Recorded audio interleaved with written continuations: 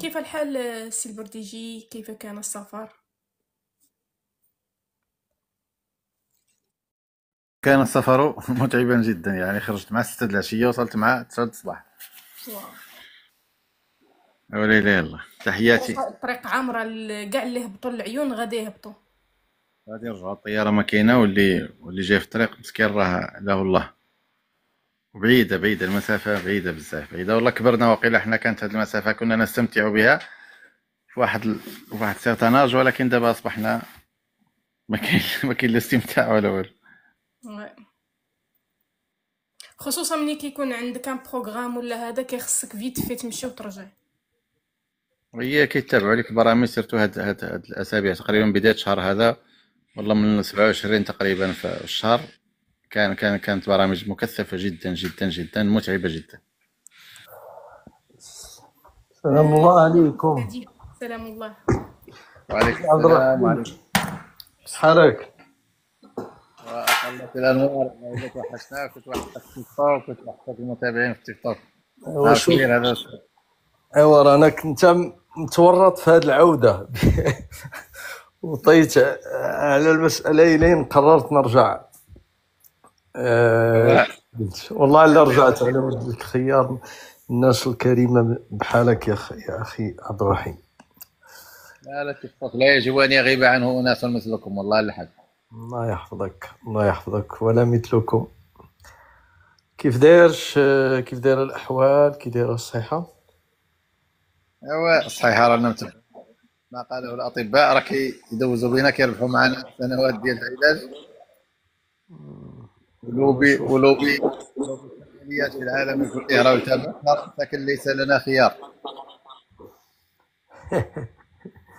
ايوا خص قال له هذاك لولا لولا الموتى لما وجد حفار القبور بماذا يقتات. ما كاين باس.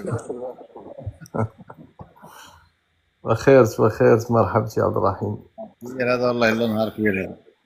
سمعت لك حوار مع النهداوي وكان موفق جدا، يعني ما كانش فيه الايديولوجيا، كان فيه معلومات دقيقة. حوار ممتاز، كندعو كاع الاخوة يشوفوه. هو احنا، انا واحد ديال الناس زعما تعجبني اكثر.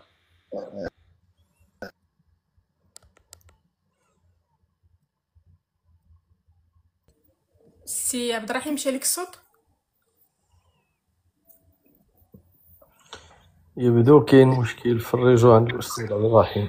وي، غير هو واحد النقطة غادي نوضحها لك أستاذ رجل الوكفاء. منين يكون أستاذ عبد الرحيم تيتكلم تسد الميكرو باش يتسمع الصوت، وكذلك لانفيرس، باش لأن كاين مشكل هاد الأيامات في لي غيست، ما عرفتش علاش.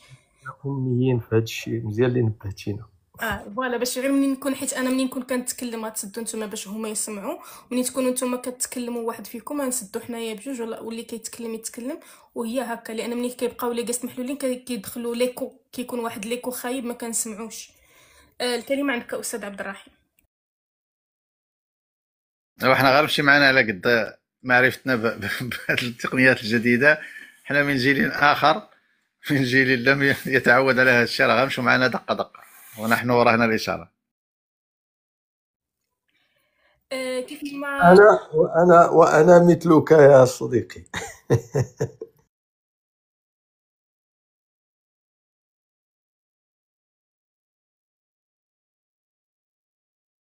مريم توكل على الله. قبل ما تلتحق بنا استاذ رجل وكفى، كنت كنقول للسي البرديجي بان الاخ سمير من الصباح التليفون ديالو طافي، من بعد ما حددت انا وياه الموعد، من بعد انقطع الاتصال ديالو. الا التحق وشعل التليفون راه يكون معنا، ما التحقش يكون لقاء ثنائي. لعل المانع خير، الله يسمعنا عليه اخبار الخير ان شاء الله. الوغ البداية ديالي، فالضيف ديالي برينسيبال هو استاذ برديجي، وفي النقاش والمحاورة هو استاذ رجل وكافة. سؤالي الاول غادي يكون هنايا للسي عبد الرحيم، اللي هو في اخر لقاء ليك استاذ البرديجي مع ميدي 1 قلتي لك في واحد التصريح بانه التصريح ديالك مع ميدي ان قلتي بالحرف الملف ما بقاش نزاع بقطر ما ولا ورقه توافضيه عند الجزائر. السؤال ديالي هنايا واش فعلا الجزائر بقات غير كتلعب بهاد الورقه ولا مازال كاين خطر سياسي؟ اولا نتمنى يكون الاستاذ سمير بعد يكون بخير ويكون لعل المانعه خير كما قال الاستاذ رجل وكفى. وأما ندخلوا في الموضوع، الجزائر كانت منذ الأول، يعني منذ البداية، نرجعوا احنا للعداء التاريخي الجزائري الذي يرجعه أغلب المغاربة إلى حرب الرمال، بينما العداء التاريخي الجزائري ضد المغرب بدأ من بيعة تلمسان 1830، حين قبل المولى عبد الرحمن بيعة تلمسان، وقد كتب عنها الناصيري في الجزء التاسع ووضع حتى نص البيعة، وهي بيعة انتقل بعدها علماء تلمسان وأعيان تلمسان إلى فاس وعائلاتهم، بل حتى يوم البيعة حملوا الأعلام المغربية، يعني خرجوا من صلاة الجمعة في تلمسان وكانوا يدعون للسلطان المغربي. وهذا بوخروبة أو بومدين تحدث في خطابين، قال بأن تحدث في سياق تاريخي، تحدث وقال بأن الفرنسيس دخلوا عندنا، والمغرب جا والمروك جا يدي حقه من تلمسان، يعني وهذا كيبين العداء. ثانيا حتى كعبارات غنديروا حجره في الصباط، عبارات يعني كثيره تدل على انها كانت هناك نيه مبيته ضد لانهاك المغرب لكي لا يبتعد عن ما هو مرتبط بالحدود التاريخيه المغربيه. المغرب له حدود تاريخيه كان يتحدث عنها، وفي المقابل الجزائر كانت تتحدث فقط عن شرط وضعته فرنسا في ميثاق تأسيس الوحدة الإفريقية، وبعد ذلك في ميثاق أظن البند الرابع والخامس في ميثاق تأسيس الاتحاد الإفريقي، اللي هي احترام الحدود الموروثة على الاستعمار، يعني احترام الحدود الموروثة على الاستعمار مقابل الحدود التاريخية. وهذا شيء عملت عليه الجزائر كثيرا، وكانت دائما تسوق على أنها ضد الاستعمار، ضد مخططات الاستعمار، حاربت الاستعمار، كل شيء ضد الاستعمار إلا في الحدود الموروثة على الاستعمار. هذه نقطة. أما عن ما تقوم الجزائر، تحدثنا عن الآن في البند الثالث أو النقطة الثالثة من القرار الأخير، كانت الإشارة واضحة إلى أن الحل التفاوضي النهائي سيكون تحت يافطة الخيار المغربي، يعني لا وجود لحل آخر أو تفاوض آخر خارج هذا الإطار. بمعنى الجزائر لن تفوت الفرصة، خصوصا أن هناك متغيرات دولية كثيرة جدا، هناك متغيرات سياسية وجيو اقتصادية، هناك أمور كثيرة تغيرت في الواقع السياسي العالمي، وسنعود إليها بالتفصيل في هذا اللقاء. يعني الجزائر ممكن أن تفرض قراءتي أنا أن الجزائر ستوافق، لأن القضية هي تحت البند السادس، وهو ملزم للطرفين، سواء للمغرب لا يمكن للمغرب أن يرفض، ولا يمكن للطرف الآخر أن يرفض. والبند السادس ما بعده هو البند السابع فقط، يعني صعودا، يعني سيصعدون البند السابع اللي فيه دي سانكسيون، هذه أولا اقتصادية وربما عسكرية ويعني أمور كثيرة جدا، وربما يصلون إلى الضغط بأمور أخرى، والضغط بسيط جدا، خصوصا أننا إذا رجعنا للسياق في الستة أشهر الأخيرة كانت هناك إشارات كبيرة جدا من الولايات المتحدة ومن بعض الداعمين لهذا الخيار المغربي بالتلويح ضد البوليساريو، بوضعها في خانة المنظمات الإرهابية، وهذه ستكون الضربة القاضية لمن يحركون هذا النزاع، لأن إذا تم تصنيفها كمنظمة إرهابية، أول شيء هو أنها ستطرد من الاتحاد الإفريقي، لأنها الاتحاد الإفريقي لا يمكن أن يتعامل وبداخله منظمة إرهابية. هذه واحد. جوج، سيتم الحسم، يعني الحسم وقطع الروبيني ديال المساعدات الدولية التي تأتيهم من المانحة المنظمة الدولية، لأنها المانحة المنظمة الدولية هذا سيكونوا معرضين أيضا لعقوبات في حالة ما إذا دعموا منظمة إرهابية. هذه جوج. ثالثا، أن حتى الجزائر في استقبالها قبل الجزائر في استقبالها حتى سيكون هناك حصار على سفر قادة الصف الأول والصف الثاني في البوليساريو، سفرهم دوليا، يعني لأنهم سيكونون في خانة هذه المنظمات الكبابية.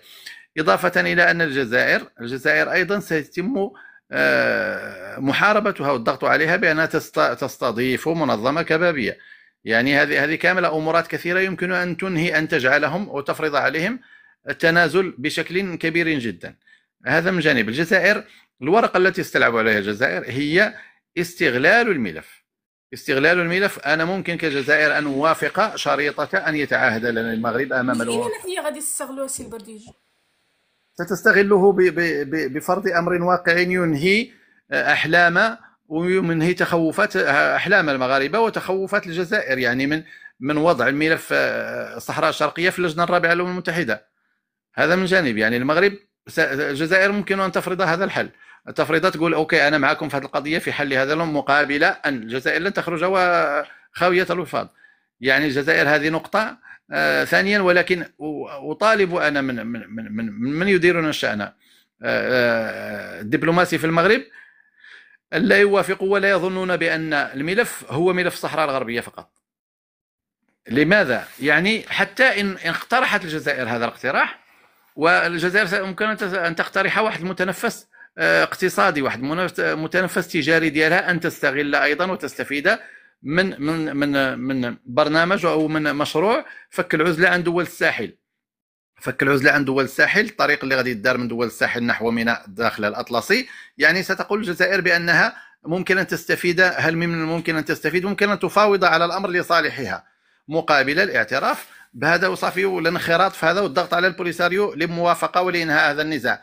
ولكن أتمنى من الدبلوماسيين المغاربة أن يكونوا أذكياء فقط في الأمر، لأن ألا يوافقوا ويعطوا شكان على بياض. ممكن أن أقول أوكي، ولكن على أساس الاستفادة مثلا من نسبة من خيرات، بنفس الطريقة التي البوليساريو ستفرض بأنها ستستفيد من خيرات الصحراء الغربية المغربية. المغرب ممكن أن يقول أوكي أنا لن أقدمها للجنة الرابعة مقابل أولا تفعيل اتفاقية غارجبيلات سنة 72، الاستفادة المشتركة من غارجبيلات، والاستفادة أيضا من مثلا من بعض المناطق التي بين قوسين كانت مغربية إلى سنة 1960 في الصحراء الشرقية. ويفاوض على جانبين، على اتجاهين، يفاوض على الصحراء الغربية المغربية، ويفاوض أيضا على استفادات في الصحراء الشرقية مقابل عدم تقديم الالتزام بعدم تقديم ملف الصحراء الشرقية للجنة الرابعة. أستاذ رجل وكفى، عندك شي مداخلة في نفس السؤال ولا نعطيك سؤال آخر؟ إلا سمحتي لي بغيت نهضر على مسألة. أستاذ عبد الرحيم كالعادة ديما كيعطي معلومات.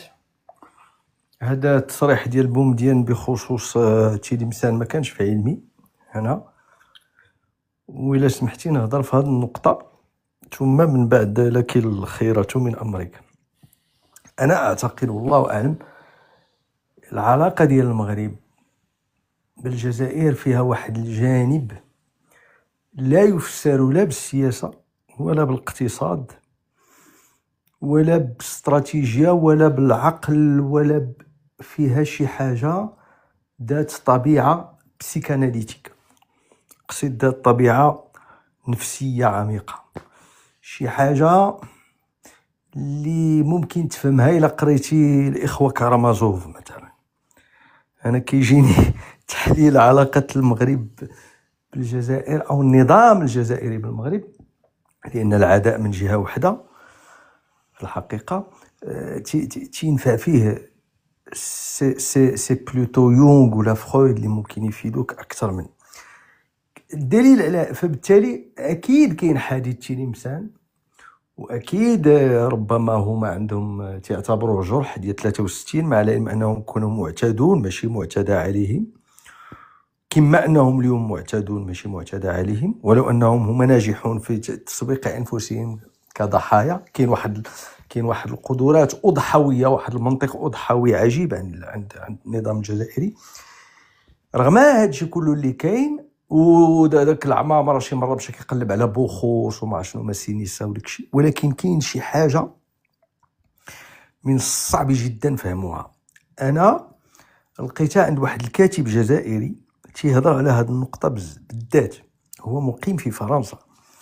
سولو الصحفي الفرنسي قال له شرح لي هاد علاقه اسمه هو لامور ان. هاد الافتتان ولا المجنون او المحرم او اللي كاين ما بين المغرب والجزائر. فقال له غادي شو هاد الصوره انا اذكرها، قال له غادي تفهم كل شيء الا شفتي. وانا كنعتقد ان هاد الصوره كتلخص موقف بوتفليقه في جنازه الحسن الثاني. هذاك البكاء غير طبيعي لبوتفليقه. بالمناسبه بوتفليقه هو الرئيس الوحيد اللي كان حاط يدو على الصندوق ديال المغفور له ويبكي بحرقه. يعني هذا شوف شحال الاشتباك في المساله. هذا واحد الشخص عنده اصول كذلك مغربيه لان دارهم باقا في وجده، واللي كان بغى يدخل السلك المغربي في شي سلك شرطه اعتقد، واللي كان وزير خارجيه هذاك سميتو بومدين، واللي كان من الناس اللي كادوا كيدا لا يتصور المغرب، من المهندسين الكبار ديال مساله الصحراء. هذاك بوتفليقه. هذا الشخص اللي كان تيوقع رسائل لجلاله الملك وتيدير فيها سيدنا ملي كان مستشار عند حاكم عند امير ابو ظبي. هاد السيد اللي هو نفسه اللي شناه طايح حاط يدو هابط منهار على التابوت ديال جلاله الملك في جنازه، وما كانش مضطر يدير داك المظهر. كان اعتقد العلاقه ديال الحسن الثاني بوتفليقه كتلخص واحد العلاقه ديال المغرب من النظام الجزائري مع المغرب. حنا ما عارفينش علاش كيعاديونا. شوف غتلقى بزاف ديال المسائل، ولكن غادي تفهمها الى استحضرتي هذا الجانب النفسي الاجتماعي، هذا الجانب كارامازوف. ملي كنشوف انا يعني ديك الحقد، ديك الضغينه اللي عندك سميتو هو ماشي العمامره، هذاك اللي كان في الامم المتحده، وجهه لا عطاف وزير الخارجيه، لا الاخر عطاف اكثر ادبا من هذاك اللي ممثل الجزائر في الامم المتحده. وجهه الى تيقولوا الفرنسيين سيتي ان فيزاج ديفي يعني وجهه كان عمار بن جامع. عمار بن جامع. وجهه كيقولوا العرب متمعر، وجهه كأن عنده جنازه. ملي كتشوف هذاك الحقد لا اعتقد ان سببه فقط سياسي، كاين شي حاجه. غادي نذكر لكم اسم هذاك الحوار باش تمشيو ليه. واعتقد ان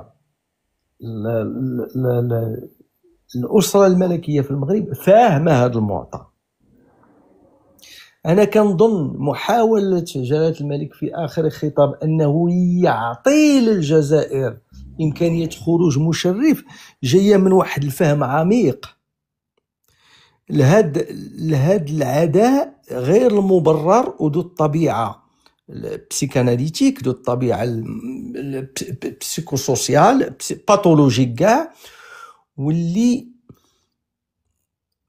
انا شخصيا لم افهم. يصعب ان تفهم بحال شي واحد عنده شي اخ وواحد ناجح والاخر تيبذل كاين شي علاقه قبيليه هابيليه في هذا الشيء ديال المغرب الجزائر، كاين شي حاجه هكا.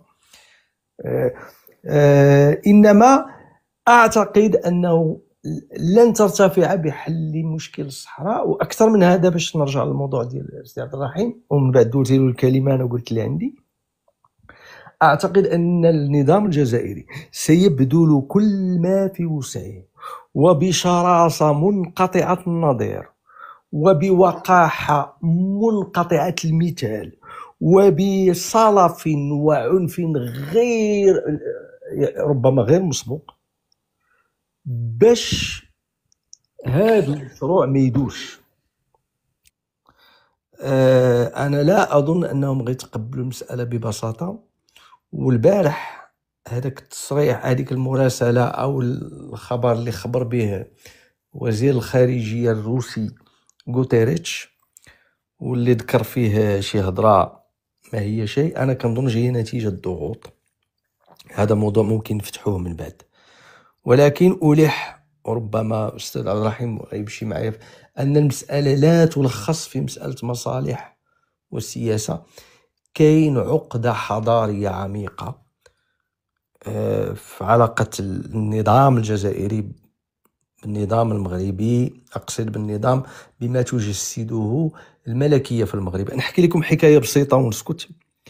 قال لك في أول لقاء كان غيتعقد ما بين جلالة الملك الحسن الثاني وبن بلة، اللي هو بالمناسبة من أصول مغربية، من نواحي قلعة الصرارة، باه من نواحي قلعة الصرارة، ما بين مراكش وقلعة الصرارة. فاش تلاقاو وحده وجده. فيقال أن جلالة الملك كان مشى بالموكب الملكي الذي تعلمون، هذه كيحكيها الفقيه البصري في المذكرات ديالو، واللي هي الوفاء للمقاومه ولا شي حاجه. واحد المذكرات مهمه، حيت هو كان صديق ديالهم. بن بلة كان جاي في موسم في واحد الموكب عادي، لان اللي كانوا معاه كانوا كيسموه حميمد، هو ما تيسميوش حتى الرئيس. فخسرات ليهم الطوموبيل في الطريق. تصوروا رئيس دولة خسرات له الطوموبيل في الطريق. وتيحكي انهم عيطوا جاو نقدوهم شي كذا شي عسكر كذا، وعاد تحرك الطوموبيل وجاو. من يوصل بن بلة بحال جاه الخرس من شاف الاستقبال والخيمة والشكل البروتوكولي الملكي. فقال لك رجع من يسال اللقاء، دخل قال له شي واحد اش درت، قالها له في ذاك اللقاء اش درت يا حميمد؟ فاجابه بعصبيه انا اسمي رئيس الجمهوريه يا الحمار.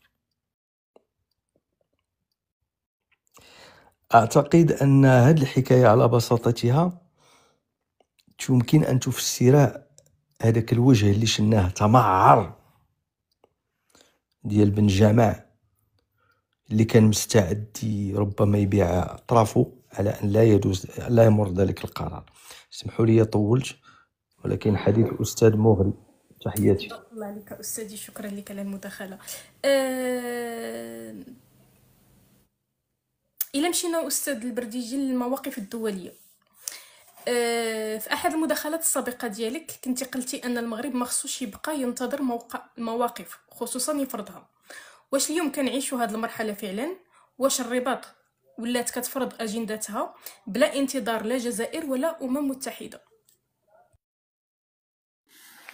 المغري هو الانصات الاستاذ رجل وكفى، يعني يغري. وانا مع جمله وتفصيلا. هو كاينه واحد العقده ديال الجار، دائما عقده الجار ما كاينه غير معنا حنا، كاينه مع حتى البرتغال، عقدتها هي اسبانيا للتاريخ، يعني التاريخ السياسي، وخصوصا بان فرنسا مثلا بين 1808 و 1813 استعمرت اسبانيا وسمتها اسبانيا النابليونيه. البرتغال ايضا استعمرتها وضمتها اسبانيا بعد معركه واد المخازن، حين قتل سيباستيان الذي كان ابن اخي الحاكم الاسباني. يعني دائما كانت هناك عقده ما بين الجيران السودان ومصر. يعني بزاف ديال اللي جينا نشوفوا العالم كامل كنلقاو العقد، وخصوصا ان مثلا في اوروبا بعد احتلال افريقيا حاولت ان تفتت افريقيا، فتتتها وفرضت واقعا جديدا، فرضت واحد ستاتوكو جديد في افريقيا، انها من 19 دوله كانت في افريقيا بعد في اثناء مؤتمر برلين، لا كونفرنس برلين 1884 1885 اصبح عدد الدول في افريقيا 54. يعني تم تفتيت القاره وخلق مشاكل حدوديه وخلق مشاكل ما بين اثنيات. اذا تكلمنا على معاهده لالا مغنيه يعني فتحت الباب على مصراعيه في المنطقه الحدوديه، المنطقه الشرقيه ما بين المغرب والجزائر، وخلقت مشاكل انها واخا قسمت النفوذ الترابي ديال القبلي ولكن ما دارش الحدود. انتم هذه القبيله غتشد هذا المجال وهذا المجال وهذا المجال، ولكن ما رسمتش الحدود ما بين القبائل، وهذا خلى نزاعات مستقبليه تستفيد منها فرنسا في هذيك المنطقه كامله. وواحدين خلات النص هنا والنص هنا، النص رجل في المغرب ورجل في الجزائر، وهكذا. يعني كانت هناك مخططات استعماريه اصلا تهدف الى هذه النتيجه. هذه النتيجه اللي وصلنا لها دابا ديال العداء التاريخي. والعداء دائما، حتى اذا تكلمنا على دوله امبراطوريه ودوله كانت مستقره دائما، استمراريه الحكم سواء حتى بتغير العائلات الحاكمه، كان استمرار الحكم. وامنهم الله من خوف يعني ديال الاستعمار، ما زعم لهم حتى شي واحد. بينما الجزائر من نوميديا كنتكلموا من بدايه الدوله الاسلاميه، تم ضم هذيك المنطقه شويه.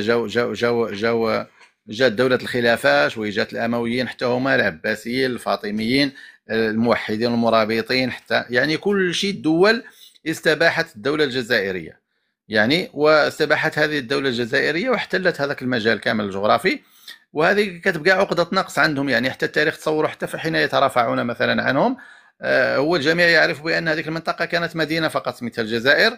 اصبحوا هم ايضا نقلوا نفس القضيه، كيردوا لنا بضاعتنا ردت الينا، كيقول لك حتى انتم كان سميتكم غير فاس وسميتكم مراكش، كيردوا لك نفس الجمله.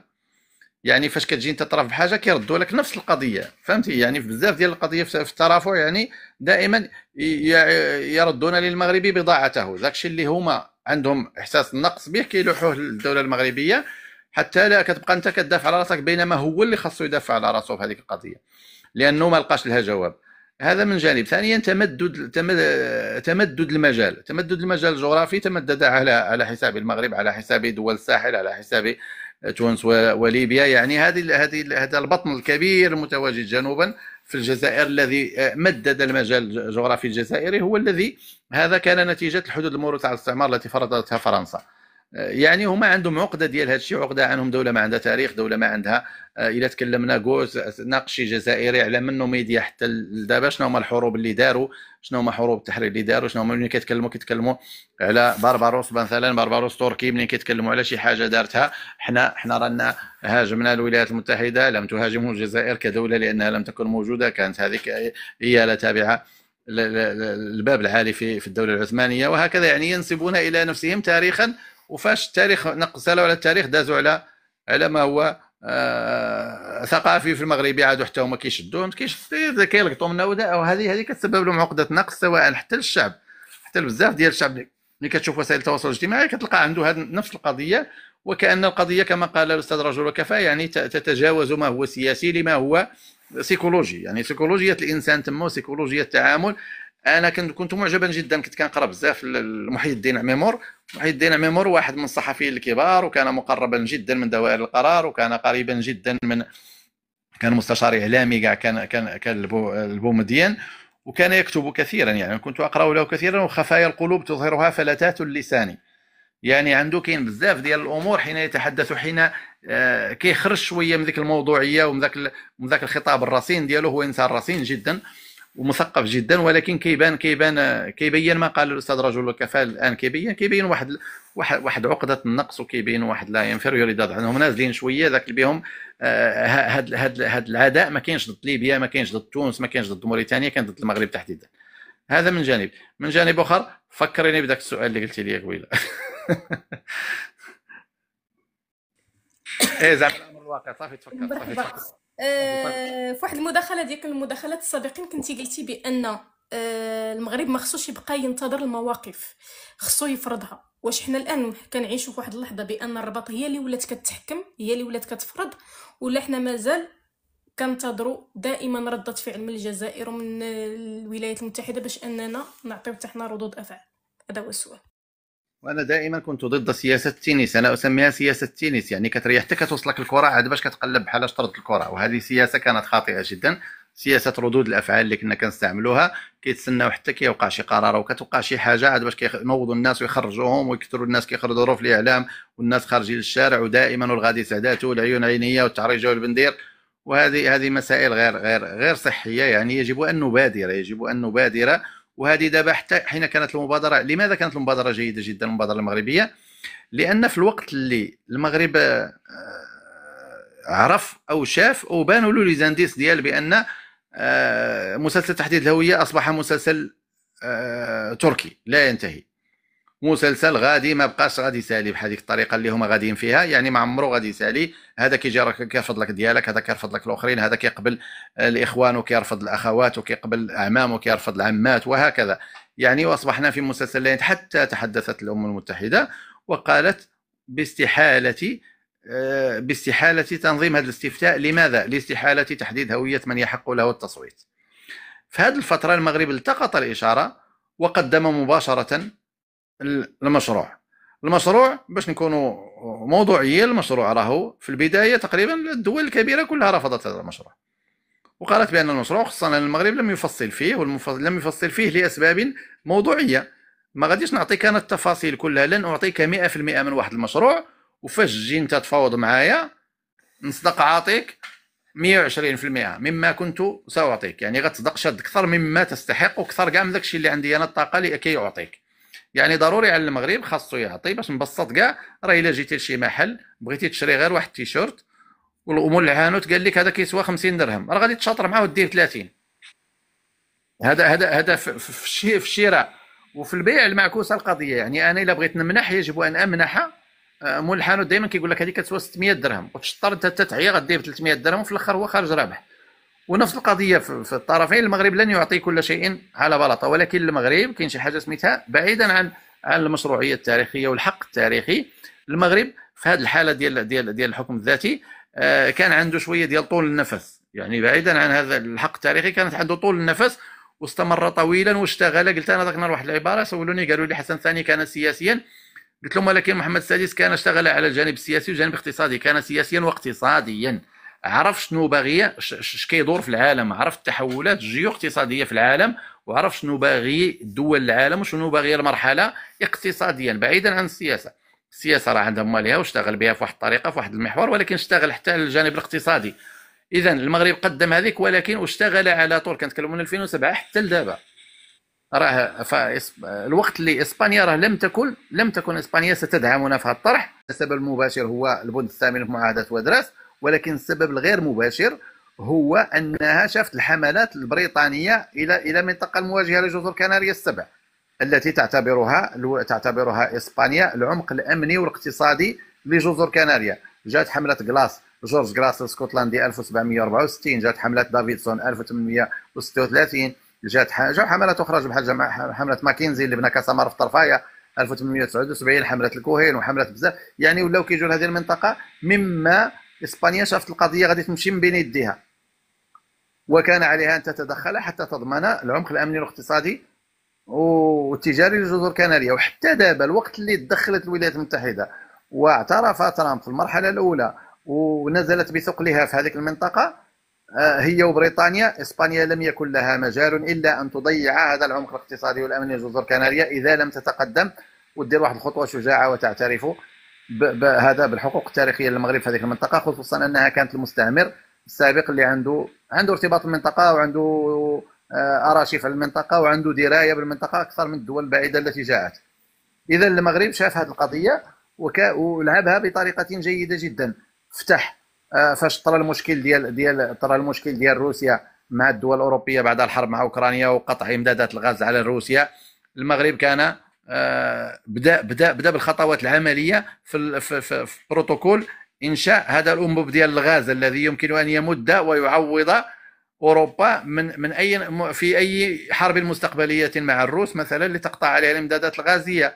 ثانيا دول الساحل، هذه المبادره الجميله جدا ديال فك العزله على دول الساحل اللي ما عندهاش مخرج بحري، قال لهم بانه يصاوب لهم البنيه التحتيه سواء سكك حديديه او طرق الى غايه الميناء الاطلسي اللي هو ميناء بكاليبر عالمي يمكن ان تستعمله كل الدول، يعني قاطره في التصدير وهكذا. يعني المغرب كان خدم على بزاف ديال المحاور بطريقه عمليه. ثانيا دار واحد السياسه ديال صفر مشاكل مع الدول الكبيره، ما عندوش مشاكل مع الصين، ما عندوش مشاكل مع هذا، حتى انه حين تورط في حرب اليمن غير عاق شويه وسحب قواته وخلى هذاك المشكل ديال وحدين مع هذوك بينهم معاه.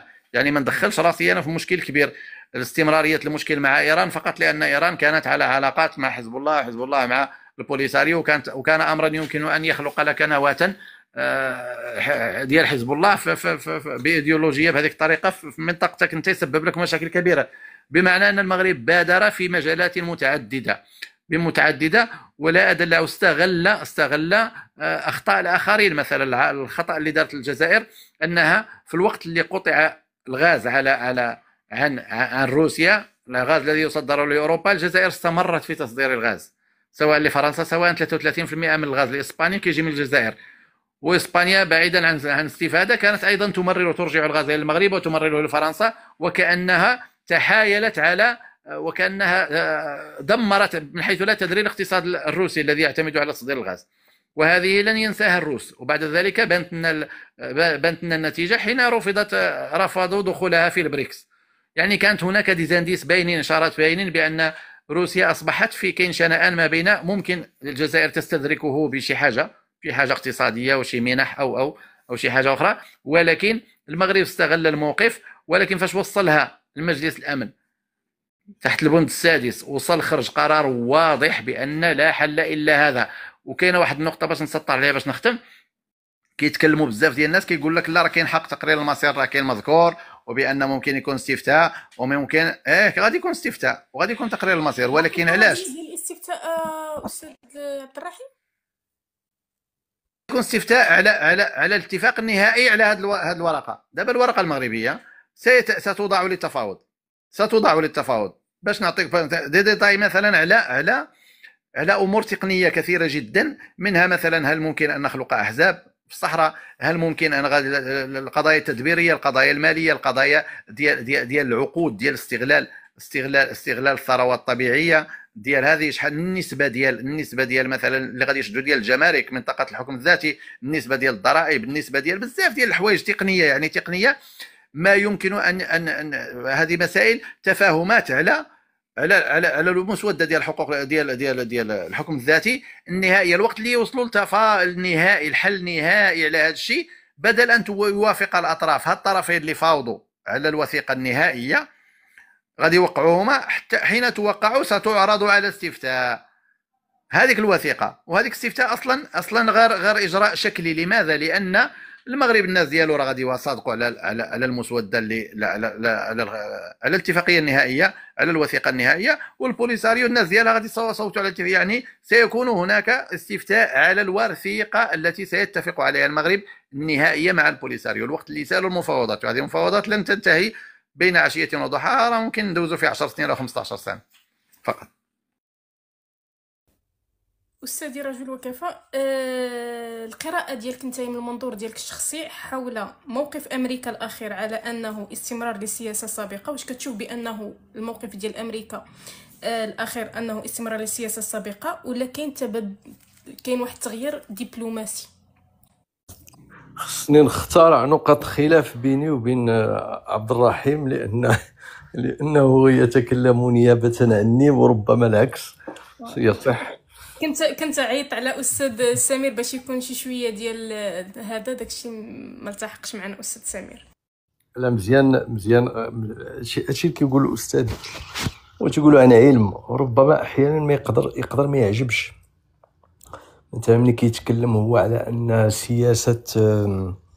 سياسه الاعلام والشعار ما كافياش، قد لا يعجب كثير من الناس، ولكن أن يعلن اليوم اللي تمت فيه المصادقة على هذا القرار يوم عيد وطني يدل على أن موقفنا السابق لم يكن مريحا. كان مريحا واقعيا، حيت ربحنا في الحرب. كان خصنا دائما نقولوا أنه كان مريح فعلا، ولكن سياسيا ما كانش مريح. الآن مريح. وباش جات علاش هو مريح؟ لأنه وقع كسر في المبدأ أن تقرير المصير هذا الحق الذي يراد به باطل، هذا قميص عثمان اللي من 75 وحنا مكرفسين به ودازت عندنا 80 كحله. دابا راه نواور عبد الرحيم يعرف هذا، راه في الثمانينات راه كانت الامور قاسيه جدا. الان وقع الكسر ان هذاك تقرير مصير اللي كان فعلا شوكة دمي أرجلنا، مبدئيا تم تحويله إلى القبول بالحكم الذاتي. المغرب دائما كان طرح فكرة إعطاء حكم ذاتي موسع، حتى الحسن الثاني الله يرحمه كان في شي حوار قال لهم نخليو العالم والعملة ومن بعد كل شيء قابل للتفاوض.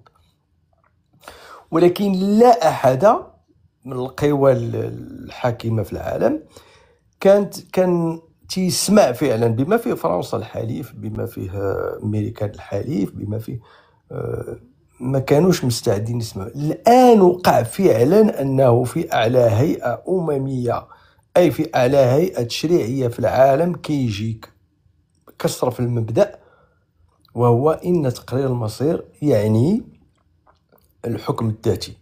كاين طبعا نقدروا ندخلوا في حيثيات ونقاش بيناتنا الى اي درجه اليك، واش بشكل حاسم، واش قطعي، واش كذا. كنعرفوا ان المسوده او المسوده اللي كان حط ترامب كانت عطات امريكا كانت اكثر طموحا بكثير. من بعد وقعوا يعني توافقات، وقعوا تنازلات عبر عليها بوريطه، ولكن مقترح الحكم الذاتي اللي كان مقترح مغربي صار اقتراحا أمميا يحظى بالمصداقية في تصويت يحظى بهذا اللي كاين. اوكي، باش جا هذا الشيء واش جاب بالشعارات؟ لا. واش جاب فقط بالخروج في الشوارع؟ اكيد ان الخروج في الشوارع وكذا مفيد في التعبئة الداخلية، ولكن جا دي براد فير ذات طبيعة اقتصادية مع القوى العاملة في العالم. اللي جاب هادشي كله هو براد فير اقتصادي، وبراد فير ماشي سهل. عبد الرحيم ممكن يأكد لكم هادشي الأستاذ عبد الرحيم، أنه مع اسبانيا كان شرس، ومع فرنسا كذلك، راه عام من القطيعة تقريبا، عام. كان براد فير عنيف، وما كانش مضمون اننا نخرجوا فيه منتصرين، لاننا احنا في وضع اضعف قياسا الى انهم هما عندهم الاتحاد الاوروبي، كل دوله من هادو عندها الاتحاد الاوروبي كاملا معها، وحنا عندنا جارنا هو اللي منوض لنا هذا الشيء هذا. ما كانش مضمون، لكن حصل اننا دخلنا. لهذا انا كنعتبر صدقا خليو انني احبه من الناحيه الشخصيه لانه ملكي وانسان عظيم. من الناحيه السياسيه الملك محمد السادس الله يحفظه رجل سياسه من الطراز العالي جدا، لانه فهم اللعبه ولعبها بكما ينبغي، وهي ان القرار السياسي يحسم فيه اقتصاديا. وبغيت نقول هذه القضيه وباش نفتح المجال سيدي عبد الرحيم يتوسع. انا كنظن ان دابا بعد بدات واحد المعركه عنيفه، ولهذا قلت لك قبيله ما غيكونش المساله علاش، لانه لا داك دي ميستوره، لا الاخرين، لا العديان، لا روسيا، لا كذا، قال لك كينتظروا المقترح مفصلا. انا كنظن ملي غيتطرح مقترح مفصلا عاد غادي تنوض حرب من مستوى اخر، حرب على جميع ما غتكون لن تكون اقل عنفا. لهذا بغيت نسول الاستاذ عبد الرحيم جوج الحويجات. مرحبا. كنقول عبد الرحيم لانه صديقي وبيناتنا مشتركات وجدانيه، واهمها الصحه، راه حنا بجوج ولاد نفس فبالتالي الكلفه مرفوعه. كانوا كيقولوا لزوم الادب مع الاحبه من قله الادب، فلهذا انا كنتبسط مع سيدي عبد الرحيم. بغيت نسولو واش ممكن المغرب يقدم مباشره المقترح دون ان يعبر الجانب الاخر عن قبوله المبدئي به؟ هذا السؤال الأول. واش ممكن يديرها؟ لأنني أفترض ما عرفتش واش هذه فيها واحد الجانب ديال المغامرة ولا لا، ولكن كنسأل على الإمكانية. المسألة الثانية، فين ممكن، إلى أي حلول ممكن يمشي المغرب في نظرك أستاذ عبد الرحيم؟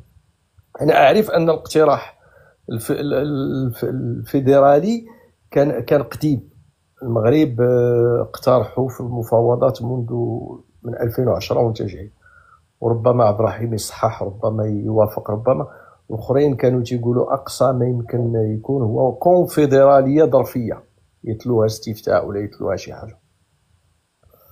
انا هذا قالته لي واحد السيده يعرفها عبد الرحيم من نفسه، كانت في ذاك الوقت مسؤوله في هذه الامور.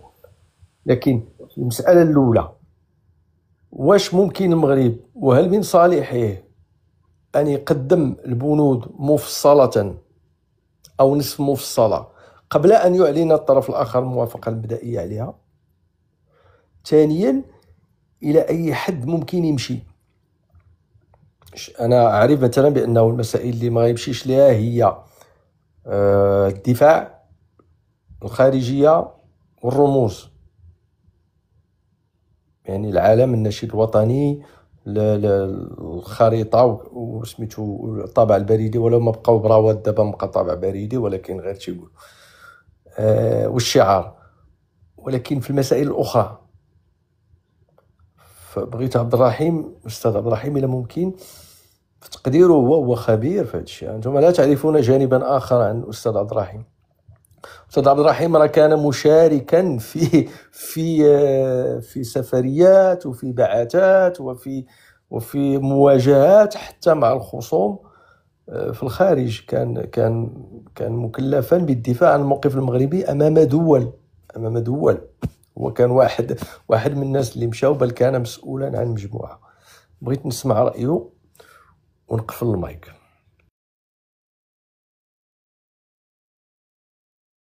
غير فاتك لي يقول غير عبد الرحيم. عادي جدا، احنا اخوات الحمد لله واصدقاء، بعيدا عن التصنيف. المهم، كيف تكلمتي قبل ما نجاوبك على النقط، كاين واحد النقطه. المغرب كانت له، وصل واحد الوقت كانت عنده السياده على الارض، السياده السياسيه، ولكن ما كانش عنده السياده الاقتصاديه. هذا هو اللي كيبين اهميه هذه القضيه ديال هذا الاعتراف.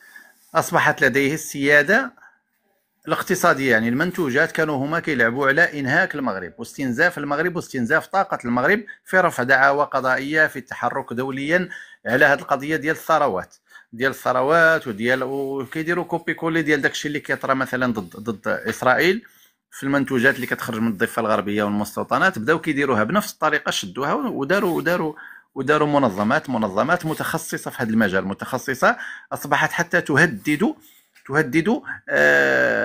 الشركات التي تستثمر، يعني ولا أدل على ذلك. وحتى المنظمات التي تستثمر، نعطيكم أمثلة. جات الشركة ديال كالفو في، هي شركة ديال الطون كتعرفوها كاملين، واستثمرت في الصحراء وخدمت 420 واحد، أغلبهم كانوا من الصحراء، من العيون. وتصوروا بأن عندي أنا الرسالة اللي الممثل البوليساريو في لاس بالما راسل بها المدير التنفيذي ديال هذه الشركة، وقال له بالحرف بالإسبانية: بيلا بولا سيغوريداد سو امبريسا، يعني حضي الشركة ديالك. ما هذا تهديد زعما ديال ديال ديال ديال ديال ديال ديال ما عرفت، المهم ديال الزنقة. قال له بهذه الطريقة: وما كان من هذه الشركة إلا أن حملت وغيرت مقرها من العيون إلى أكادير. هذا جانب. هدوا واحد لاشين عاوتاني ديال لي زوطيل، حتى هي اسبانيا كانت غتستثمر في الداخله بنفس الطريقه ولم تستثمر. هدوا واحد المنظمه سميتها كوديسبا. هذه منظمه غير حكوميه تدعم المنظمات تقريبا في شمال افريقيا، وكتدعمهم مزيان يعني. وجات كانت باغا تدعم واحد الجمعيه في السماره ديال المعاقين، وهددوها مباشره. قال بغيتي المعاقين راه كاينين عندنا في مخيمات تندوف، بين هذيك المنطقه منطقه محتله، والمغرب هذه ودا حقوقنا، ولا يجب لك ولا تستطيعين حسب القانون الدولي. وكيغمقوا عليك، كيدخلوا ما هو. دابا انت كرئيس منظمه مثلا انسانيه لا علاقه لك بالقانون الدولي، ولا علاقة لك بالتاريخ ولا علاقة لك بالسياسة. الرسالة اللي كيصيفطوا تحتوي فيها محاور سياسية وفيها محاور حقوقية وفيها محاور قانونية هو غير هو رئيس جمعية انسانيه ما عنده حتى علاقه. كيشوف داك الشيء كيرجع للور، كيكثروا عليه بهذه المحاور، يعني كيخلعوه مباشره. وهذه سياسه كيعتمدوها. هذه كوديسبا كاين كاع واحد سميتها هي وكاله التعاون الدولي من اجل التنميه، حتى هي بحال دابا في الاسبان كاينه حتى في فرنسا كتدعم مشاريع ديال جمعيات وديال حتى ديال جماعات محليه، وفرضوا عليها ان تستثني هذه المنطقه ديال الصحراء. فرضوا حتى على كانوا يهددون حتى الفنانين باش ما يشاركوش في شي حاجه مرتبطه باي نشاط فني. يعني تصوروا هما كيقولوا بانهم يمثلون هاد بين قوسين هذا الشعب وهذه الساكنه، ومع ذلك يحاربون الاستثمارات الاجنبيه التي لا يمكن ان تعطي فرص شغل لهاد الناس اللي انتم كتقولوا كتمثلوهم. هذه واحد ضد حتى المساعدات الانسانيه اللي كانت كتجي غتجيبها جمعيات مثلا ديال غير حكوميه او حكوميه، منظمات حكوميه لشي جمعيات مسكينه محتاجه من هذاك الساكنه اللي هما كيقولوا كيمثلوهم، ضدها، ضد الشركات، ضد الفنانين، ضد اي حاجه، الانشطه الرياضيه. يعني وهم يقولون انهم يمثلونهم. الحمد لله اللي كيمثلوا، لو كانوا ما كيمثلوهم ما نعرف اش غادي يديروا لهم الا كان شي حاجه اكثر من هذا الشيء. هذا من جانب. يعني هما المغرب بهذا القرار حصل على واحد القضيه هي السياده الاقتصاديه. يعني الدول الاوروبيه لن تتحدث بعد ذلك، وخصوصا انه بعد قبل واحد 2 سمين ولا 3 سمين قبل هذا القرار خرج قرار ديال المفوضيه الاوروبيه الذي يعتبر المنتوجات اللي كتجي من الصحراء سواء الفلاحيه وسواء الميل ديال الصيد البحري مقبوله في السوق الاوروبيه، على اساس انه تكون الشركات اللي كتصدر يكون فيها مثلا شريك مرتبط بالمنطقه. وهذه كانت بادره مزيانه، ولكن بعد القرار صافي انتهى كاع هذا الحل. مشكل اي حاجه ممكن ان تصدر. هذا من جانب. هذا بغيت غير نعطيكم واحد التوطئه شويه على واحد اللوغرو، واحد الانتصار ربحوا المغرب في هذا الشيء. ودابا عاود لي دوك جوج اسئله، راه كنبقى ماشي بحال هكا وكنسى.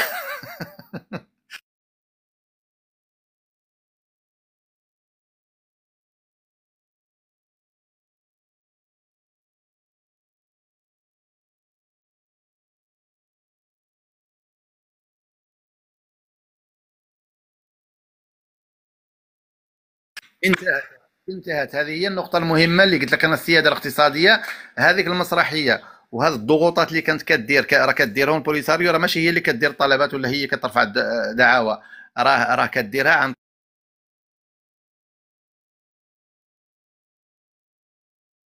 سواء في بزاف ديال الدول او بوديموس مثلا. احزاب كبيره كاع مثلا بحال بوديموس كانت ليه، لان اخر دعوه رفعت ضد المنتوجات اللي كتجي من الصحراء المغربيه رفعتها بوديموس. يعني استاذ البرديجي غادي نوقفك، كيقول ما كاينش الصوت عندك.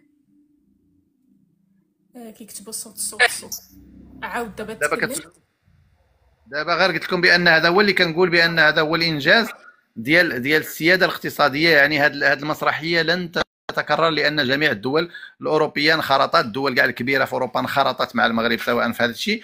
وبعد ذلك غادي يكون عندها واحد سند قانوني اللي هو الاتفاقيه، هو القرار الاخير. الو هذا بعد ما كتب سي عبد الرحيم مهم بزاف، لانه الخوت ما مطالعينش على سي عبد الرحيم. راه عطانا نموذج على الحرب اللي كتكون في كل مره على ديك المساله ديال منتوجات الصحراء والاتفاق مع اوروبا في التبادل التجاري.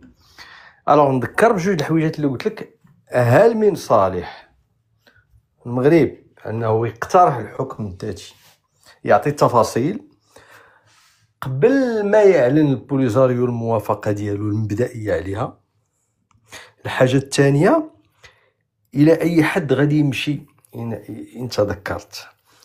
وعندي واحد السؤال حتى الاخر تقول لي هاد الجوج، وعندي واحد السؤال اخر تيهمني شخصيا.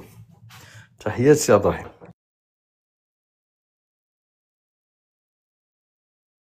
مباشره بانه وبواحد نقطه مهمه جدا كتبين جهوزيه المغرب راه ما كانش حاطها كورقه للتفاوض كما يقول الاخرون كانوا كيتكلموا على ورقه للتفاوض فقط، ورقه لربح الوقت فقط، ورقه للتسويف مثلا على غرار داكشي اللي دارت اسرائيل مع فلسطين في اتفاقيه مدريد، وهكذا داكشي غتبقى جراه 30 او 40 سنه.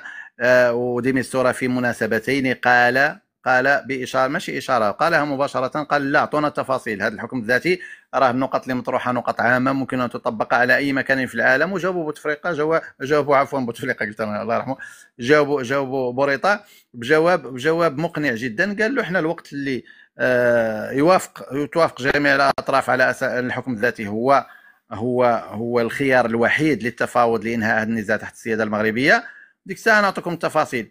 ودقائق بعد القرار خرج جلاله الملك في هذه مره مع مرة طرات.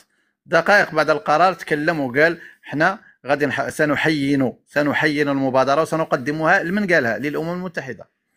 راه ما قال سنقدمها الاطراف، سنقدمها مباشره، سنحين الاتفاقيه، سيتم تحيين الاتفاقيه، يعني غادي يعطوها زخم اكبر وغادي يحطوا فيها تفاصيل اكبر وكتحط الامم المتحده.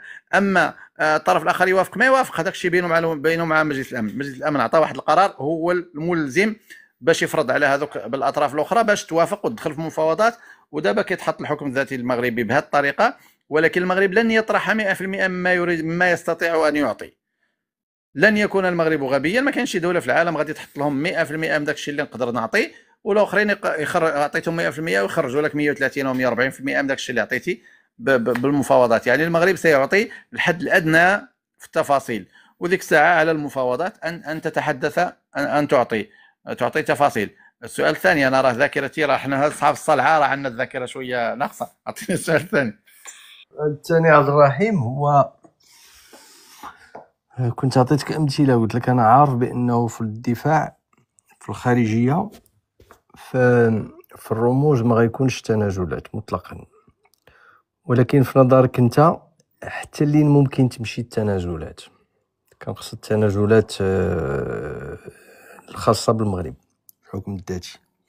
لا، هادو اصلا المغرب عنده ما شي حاجه مرتبطه برموز السياده، هذيك لا نقاش فيها، شي حاجه كامله، لان حتى القرار تبنى الطرح المغربي الذي يحفظ الحقوق التاريخيه المشروعه، الحقوق المشروعه للمغرب، يعني حقه في السياده عند المغرب ترتبط بالدفاع، هذه واحد، وترتبط بالخارجيه كلها. اي حاجه مرتبطه بالخارجيه وهذه كتشير لها حتى المسوده اللي كان حط المغرب تاع الحكم الذاتي. اي ارتباط شي حاجه مرتبطه بالاتفاقيات الخارجيه، الاتفاقيه الدوليه، دبلوماسيا او اقتصاديا، الدوله المغربيه هي اللي كتجريها، ولكن كيكون معها ممثل عن حكومه الحكم الذاتي، كيكون حاضر يعني في شي امور مرتبطه بهم هما، ولكن هما ماشي هما اللي كيقروا ديال الثروات، ديال البحث عن الثروات، ديال هذا الشيء كامل. هذا الشيء ضروري خاص تكون وزاره الخارجيه هي اللي متكلفه به، واخا كيكون ممثل عن الحكومه ديال هذه. القضاء سيكون باسم جلاله الملك، القضاء حتى هو مرتبط بالمغرب من رموز السياده. هذه امور كثيره جدا بحال هكا. اماره المؤمنين، يعني الجانب الديني حتى هو، هذا الشيء كله مرتبط، المغرب لن يفرط فيه. بينما المسائل الاخرى اللي هي مسائل تدبيريه ديال الموارد، ما كنتكلمش على الموارد، كنتكلم على ماليه التدبير، وبعيدا عن مركزيه التدبير اللي غتكون جهويه، ديال قطاعات كانت تسير مركزيا غتبقى تسير من جهويا.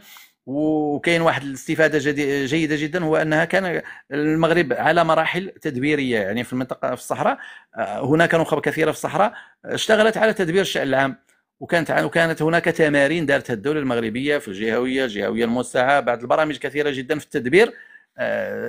هذه نفعت الكفاءات التي تدبر الشأن العام في الصحراء، يعني عندها اكسبيريونس في التدبير، ما غاديش يكون عندها وكانها جديده جبتيها من الخلا ولا مخيمات فيها الخيام وغتحطها كتسير الملايير، غادي يجي هذا الشيء كبير. ولكن في الصحراء عندنا ناس كانت كتسير الملايير، عندنا مدن كبيره كتسير قطاعات كبيره جدا، قطاعات تدبيريه يوميه، قطاعات ديال الصيد البحري، قطاعات ديال هذه امور كبيره، يعني عندنا واحد الزخم في هذا الشيء. ولكن ما يمكن ان يتم التفاوض عليه هو الامور، الشق المالي مثلا، الشق الضريبي، الشق ديال المداخل، الشق ديال عقد شراكات وعقد اتفاقيات دوليه، شحال النسبه غادي يشدوا مثلا الا داروا اتفاقيه مع دوله اخرى مثلا على الصيد البحري، التنقيب، الشركات اللي غادي تجي تنقب واش غادي تقدر تجيبها الحكومه الجهويه او خاصها ارتباط يكون دائما من الفوق، لان الفوق المركز خاصو دائما حتى هو يشد. هذا ثانيا كاين واحد الحاجه سميتها نقول بالاسبانيه نترجم، ديال التضامن، ديال السياسه التضامنيه ما بين الجهات. ممكن هذه الجهه بحكم ان عندها موارد وعندها بزاف ديال المداخل تقدر تضامن مع جهات قريبه مثلا في الدعم في بزاف ديال الحوايج، بعيدا عن المركز راه كيدعم من جهته، ولكن حتى هما يديروا سياسه تضامنيه كدار مالي مائيا، حتى المائيا كاين دابا كتلقى جهه فيها الماء وجهه ما فيهاش الماء، هذيك الجهه كتعطي شويه وهكذا. يعني هادو امور ممكن، ولكن انا احذر من بعض الامور. يجب ان نستفيد مما حصل في دول اخرى، خصوصا انا ذاك النهار في اللقاء ديال المهداوي ما تدخل ما توسعتش مزيان، ولكن كاينه امور كثيره جدا، خصوصا نتكلموا غير نرجعوا على كورونا. الوقت اللي دخلت كورونا راه دازت على دول اخرى، وشفنا حنا الاخطاء ديال دول اخرى، وشفنا الاخطاء تخبط البدايه ديال واحد الجائحه جاتهم جديده ما كانوا عارفين عليها والو، داروا اخطاء وماتوا الناس وبزاف ديال الحوايج طراو. وجينا حنا فاش وصلنا بدل ان نستفيد واحد شهر ونص ديال الناس عندها اكسبيريونس او شهرين، بدل ان نستفيدوا ونبداو من النقطه الاخيره في اللي وصلوا لها هما، بداو كيقولوا لنا لا خاصكم غسل اليدين وديروا الكمامه وحطوا صنادلكم وهذا برا الدار وبقاو بحال هكا وسدوا عليكم. وانت كتسد على واحد هنا عباد الله، كتسد على واحد ما عندوش مدخول سديتي عليه في دارو ويموت، ونهايه الشهر غيجي لك الراي يقول له عطيني فلوس الكرا. هو كان كيبيع مسكين عنده كروسه ديال الخضراء والديسير او يعني من المهن غير المهيكله، او كسال في حمام او خدام سرباي في قهوه سدات. يعني المدخول اليومي اللي كان كيدخل ما تلاش كيدخل، انت قلتي له سد عليك وصافي سال الموضوع. الا خرجتي برا كيلقى القايد واقف قدامه ويشبعوا الترفيق هو المخازنيه ويقول له دخل ودخل. انا ما عندي ما نوكل ولادي. ما داروش بحال دول اخرى، مثلا حتى موريتانيا اللي دوله ضعيفه مقارنه مع المغرب قالت لهم غادي نعطيكم شهرين فابور ديال الضوء والماء، بينما احنا بعد ذلك فاش عاقوا تفتقت قريحتهم وقالوا غادي نوقفوا 3 شهور ما تخلصوا، ولكن فسالي 3 شهور غادي نجمع عليك 3 شهور اللي ما خلصتي تخلصهم بعد 3 شهور. ما داروش زعما هذيك، يعني ما استفدناش حنا من هذيك التجارب ديالو. ثانيا حتى فاش بداو كيعطوا التعويضات، عطاو التعويضات لدوك صحاب السي اللي ما عندهم سي خلاوهم حتى بقى لهم غير يتسامحوا مع جيرانهم، صافي بقى لهم غير يتموا يتسامحوا ماتوا صافي. ذيك المسامحه ديال قبل ما يموتوا ما عندهم والو مساكن، اصبحوا يعيشون على كرم الجيران وهذا كيعطي وهذا ما هو صالح. يعني حتى في هذه يجب ان نستفيد من العثرات اللي دارتها دول، دارت عطات حكم ذاتي منها اسبانيا داروا فيها بحال دابا منطقه كاينه فيها جهويه في كل شيء المناطق، ولكن كاتالونيا مثلا والباسك وغاليسيا دايرين فيها احزاب دي ناسيوناليست، حتى جزر كناريا هادو احزاب دي ناسيوناليست الذي اتضح ماشي بانهم عندهم ذاك الشعور الزايد بالوطنيه، لا، ولكن عندهم هدف في الاستقلال. راه الا تكلمنا على الباسك كان يديرها واحد المحامي سميتو خوان ايباريتشي، كان هو رئيس الجهه منتخب، ودار واحد الكتاب سميتو البلون ايباريتشي، خطه ايباريتشي لاستقلال الباسك عن اسبانيا. وشوفوا الوقاحه، هو قدمه في حفل رسمي لملك اسبانيا، قال له هذا هو البلون ايباريتشي لاستقلال الباسك عن اسبانيا، كنقدم لك الكتاب ديالي المؤلف ديالي، الخطوات اللي غادي نديروا باش نستقلوا عنكم. يعني تصور جا القصر لاسبانيا وعطاه. اضافه وكاينين احزاب بارتاسونا، كاين بيلدو، كاين احزاب كثيره جدا تنادي بطرد اسبانيا من هذه المناطق. كاتالونيا نفس القضيه، غير كاتالونيا دارت واحد الخطوه عمليه، ان حزب في كاتالونيا شد الجهه وطالب مباشره، ماشي طالب كاع، قال بعد غادي ننظموا بعد شهر استفتاء لتقرير المصير لنستقل عن اسبانيا ونقدم طلب الدخول للعضويه في الاتحاد الاوروبي. وتدخلت اسبانيا بقوه تحت مبدا يغيبه الكثيرون من اعداء المغرب حين يتحدثون فقط عن حقوق الشعوب في تقرير مصيرها، القرار 15/14 ديال ديسمبر 1960. بينما في نفس الدوره في نفس ديسمبر خرج قرار اخر ديال حقوق الدول في ان تبقى موحده. هذا حقوق الدول في ان تبقى موحده طبقته الدول الاوروبيه على نفسها، ونحن نرى النتيجه انهم يعيشون في سلام وامان ورفاهيه واستقرار سياسي واقتصادي وامني. بينما الدول التي فرض عليها هذه حقوق الشعوب في تقرير مصيرها قسموا باباهم من 19 دوله 54 دوله. راه نرى النتيجه انهم لا يزالون يعيشون في الفقر، في المجاعات، في الانقلابات، بعدم استقرار سياسي واقتصادي ومستقبلي. باقي عندهم مشاكل حدود كلهم، باقي عندهم اللي ناض بكري كيدير انقلاب ويشد الحكم، باقي عندهم صراع بين اثنيات، عندهم بزاف ديال مشاكل هجره، مشاكل كل شيء، مشاكل العالم كامل تحطت على نتيجه هذا القرار. ولا زال هناك من يطبل هذا القرار وهذا المشروع اللي بانت لهم النتيجه بعد هذه المده كامله. يعني ان المغرب هذا المسائل خاص المغرب يجب ان ياخذ بعين الاعتبار. هذه القضايا لعل يجوا غدا يقولوا بان بغينا نديروا احزاب ناسيون، غدا تجيك انت يجيك ابراهيم غالي يدير حزب ويربح مثلا الحكومه، وتجيك مينات حيدار دير حزب وتدي البرلمان، ويدوزوا شويه ويديروا حمله دوليه مثلا لشي حاجه، او يديروا عصيان مدني مع المركز. وكاين مسائل اخرى اللي ثانيا يجب ان نحذر جدا من بوليس محلي. بوليس محلي مثلا كاتالونيا عندها بوليس محلي هو لوس موسوس دي سكوادرا، بوليس محلي من ولاد المنطقه وتابعين، كتخلصهم الجهه، ما عندهم حتى علاقه بالمركز. وفي الباسك كاين بوليس محلي سميتو لارتشانشا، حتى هو بوليس محلي كيديروا يدخلوا له غير الباسكيين من اصل باسكي وكيعطوهم، وعندهم سلاح، يعني سلاح واخا سلاح خفيف، ولكن عندهم رشاشات، عندهم طوموبيلات، عندهم دوك اللي كيطلقوا الماء، عند داك الشيء كل شيء. ما هو غدا. والوقت اللي دخلت الدوله الاسبانيه لتوقف هذا المسلسل ديال الاستفتاء اللي كانت غدير كاتالونيا، راه دخلت بالغوارديا سيفيل وبالبوليس، ما دخلتش بالجيش، ولكن الجيش كان اللور، ووقفوا لهم هذا البوليس المحلي هذا السلاح. يعني كان سيكون صداما مسلحا ما بين البوليس الجهوي والبخاء، واخا موازين القوى ماشي بحال، ولكن راه غادي يعود عندك صراع مدن وسط المدينه، غادي تكون حرب مدن، يدخلوا لك تبقى انت حاضيش راجم بحالاش غادي. راه بغداد ما شدوها الامريكانيين على قرن، في الاخر خرجوا باقي ما شدوها كلها. يعني هذه امور يجب ان ننتبه لها كثيرا. فقهاء الدستور اللي غادي يديروا تعديل دستوري دابا على هذا الشيء خاصهم ينتبهوا بزاف لامور كثيره بحال هكا في التفاصيل.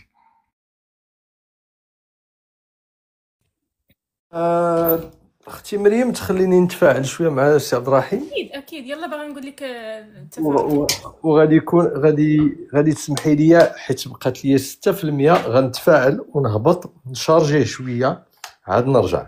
اوكي سامح. الا بقات فرصه، الا بقات باقي. انا متفق مع السي عبد الرحيم تماما في القضيه ديال اننا ما خصناش نبداو من الاخر، وخصنا نكونوا على طبعا. وانا رايي الخاص ان الامر فيما يتعلق بهذا الملف تحديدا ما يكونش فيه الملاغه كيف تيقولوا المراكشيين، ما غيكونش فيه، لانه انت اشرت الى واحد الحاجه غايه في الاهميه، هي سرعه التفاعل اللي كان عند جلاله الملك بعد صدور القرار، اللي هو كان درس وإشارة إلى الأهمية القصوى والحيوية اللي عند الصحراء في المغرب.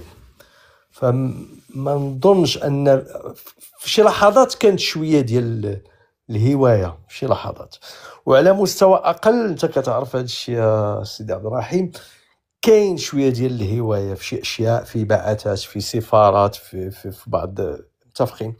ولكن على المستوى العالي كون جلالة الملك تيدير خطاب تيعلن فيه الاستعداد وتيقرر فيه خطة الطريق اللي غيدير المغرب في القادم من الأيام بعد ربع ساعة، ماشي سهلة. هي إشارة في الشكل، وعاد ناهيك عن المضمون. غادي نختلف شوية مع عبد الرحيم، وانا كنت كنقلب فين غنختلف معاه ولقيت النقطة.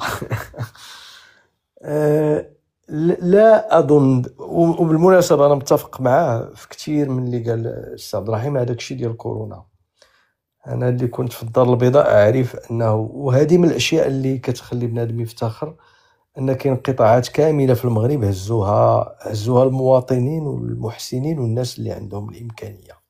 انا اعرف هذا، اعرف انه في كورونا التكافل الاجتماعي في المغرب وصل لواحد الدرجه عاليه. مثلا في الدار البيضاء انا عشت على مواقف امامها ما يمكن الا تشعر بالفخر، انه ناس ماشي اغنياء كبار، فيهم بعض الاغنياء، فيهم طبقه متوسطه، قرروا يديروا معاشات في انتظار تحييد الازمه، النوادل والنادلات ديال واحد العدد من المقاهي،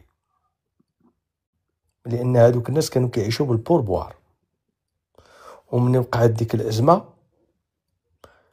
كاين ناس طوعوا، وانا حاضر على هذا الشيء، يعني انا كنت جزء في المساله، ولكن فعلا الدوله كان الى حد ما كان ارتباك في البدايه. اللي غنختلف معك فيه هو كالتالي، عندي قرينه كتبين ان ربما عندي الصواب. انا لا اعتقد ان المحتجزين الى جاو غيكون لهم اي امتداد او قدره على التاثير هنا في الصحراء المغربيه مطلقا. غنقول لك علاش. لو كان عندهم تاثير كان يكون نسبيا. دابا انت تعرف، وانت ماشي غير تعرف، انت خبير دولي في هذه المساله سي عبد الرحيم، ان داكشي اللي يحصل في معطله ولا في الكسيكيسات في الداخله ولا كذا هو محدود جدا ولا يتعدى بعض الاشخاص. وما نظنش الا رجعوا هذاك العدد الا جاو سيتم ابتلاعهم كليه. من ابتلاعهم كنقصد غيتفرض عليهم واحد الريتم اللي عند الناس اللي دابا هما في الداخله وفي العيون وفي بوجدور، اللي غيفرض عليهم. لان انت جايك واحد تقريبا مع كامل التقدير وتنقولها بالاسف تقريبا هو فايتو القطار. ما يمكنش واحد في تيدوف حاليا الى جا العيون يحاول الا انه يركب شوف ذاك القطار. وانا نعطيك قرينه باش تشوف هذه القضيه سي عبد الرحيم. مني الحسن الثاني، وانا كنت في الداخله بديك الفتره وكنت تلميذ، مني الحسن الثاني كان قال ان الوطن غفور رحيم. انت تعرف عن واحد العدد كبير من العائدين جاو، عدد كبير طبعا كانوا شي اشياء ولكن انا كنت حاضر في الداخله في الوفود الاولى العائدين، يعني ماشي وفود في الحقيقه، كانت في الاول شويه عاد زادت. تعرف ان السكان ديال الداخله ابناء القبائل اللي في الاحصاء الاسباني اقصد، اللي هم من ابناء عمومتهم وكذا، كانوا نقدر نقولها يتعاملون بشيء من التعالي والاشمئزاز مع دوك الناس اللي جايين، لانهم كانوا ما تيعكسوش الصوره اللي هما الناس اللي كانوا في الداخله والعيون تيبغيو يقدموها على اهل الصحراء. في الحقيقه كان تيجيك انسان، جاو اناس بحال خارجين من السجن اللي خصهم واحد فتره تاهيل، خصهم فتره تاهيل نفسي واجتماعي. انا كنت كنشوفهم كانوا كيسكنوا بوحدهم، النظرات ديالهم مختلفه، عنده واحد العزله اجتماعيه معينه، اعرفهم من بعد ولاو فيهم اصدقاء ديالي. فإلا جاو هذوك الناس، وهذا الشيء اللي غيحصل في النهايه مهما يطرا، الذي في رايي ان اهل الصحراء اللي هما الان من كبار سميتو حتى المستثمرين، وهم في مستوى من العيش ومستوى من الاتصال بالعالم ومستوى في الاندماج في حركه التاريخ، اللي ما يمكنش، وهذا قلت لك شفتو بعيني، اللي ما يمكنش يخليهم يخليو الاخرين يفرضوا عليهم شي ريتم ما. وشوف والله العظيم الا نقولها ان دوك العائدين في ديك الوقت وكان فيهم ناس ماشي اصليين، وهذا من الاخطاء اللي كانت وقعت، كنت كنشعر ان لي زوتوكتون، تعرف شنو كنقصد سي عبد الرحيم لي زوتوكتون، ولو ان هذه الكلمه لا فيها بزاف ديال النقاش، يعني الناس الصحراويين ولاد القبائل اللي تعرف انت تما راك تعرف الاعتزاز اللي كاين عند قبيله مثل قبائل ولاد الدليم بداتهم، كانوا كيتعاملوا معهم وكانهم تيقولوا هادو راه ماشي منا، بحيث لقاو مشاكل مع اهل الصحراء اللي في الاستفتاء الاصلي واولادهم واولاد اولادهم اكثر مما لقاوها مع المغاربه العمال ولا اللي جاوا من بعد واستقروا في فترات لاحقه بعد 75، بحيث كان اهل المنطقه اللي كانوا من قبل اللي هما عندهم علاقه بنوه في العمومه مع هادو اكثر قسوه عليه، كنقصد اكثر رفضا لهذوك الناس. فبالتالي رايي انا ان الاخرين ملي غيجيو مستحيل انهم يقدروا يفرضوا ايقاعهم، غادي يجيو لا العدد اهلهم ولا الوضع ديالهم الاقتصادي غيجيو بواحد، غتوقع ثلاثه د الحوايج كما كيوقع عند اي واحد تيوقع عليه الصدمه، غدوز مرحله الصدمه لانهم غيشوفوا العيون، غيشوفوا الداخله، غتوقع واحد مرحله الصدمه، غيوقع واحد المرحله المصالحه او واحد مرحله الشك، ربما مرحله غضب، ثم مصالحه، ثم ادماج. لا اظن، مع العلم انني اخذ بعين الاعتبار هذا الشيء اللي قالوا الاستاذ عبد الرحيم واللي هو سوابق تاريخيه وفعلا نماذج في اوروبا، لا اظن انهم ممكن يفرضوا ايقاعهم. والان راه ملي كتقول شي واحد جاي من الليل، راه كتلقى اهل الصحراء تيشوفوا فيه بينهم يعني بنوع من، تيبان لهم مسكين، بنوع من العطف، بنوع من الشفقه والعطف، لان واحد مسكين كان في ليبيا ولا صيفطوه لكوبا ورجع لتما وعاش ربما عمره ما شاف البحر في حياته. راه كاين ناس تما تزادوا عمرهم ما شافوا البحر، كاين ناس تما، انا تصوروا معايا انسان عمره ما شاف البحر، اول مره غيشوف البحر كي غيكون وضعه، اول مره غيتلقى امام البحر، يعني تجربه وجوديه حاده انك توقف قدام البحر وانت عمرك ما شفتيه.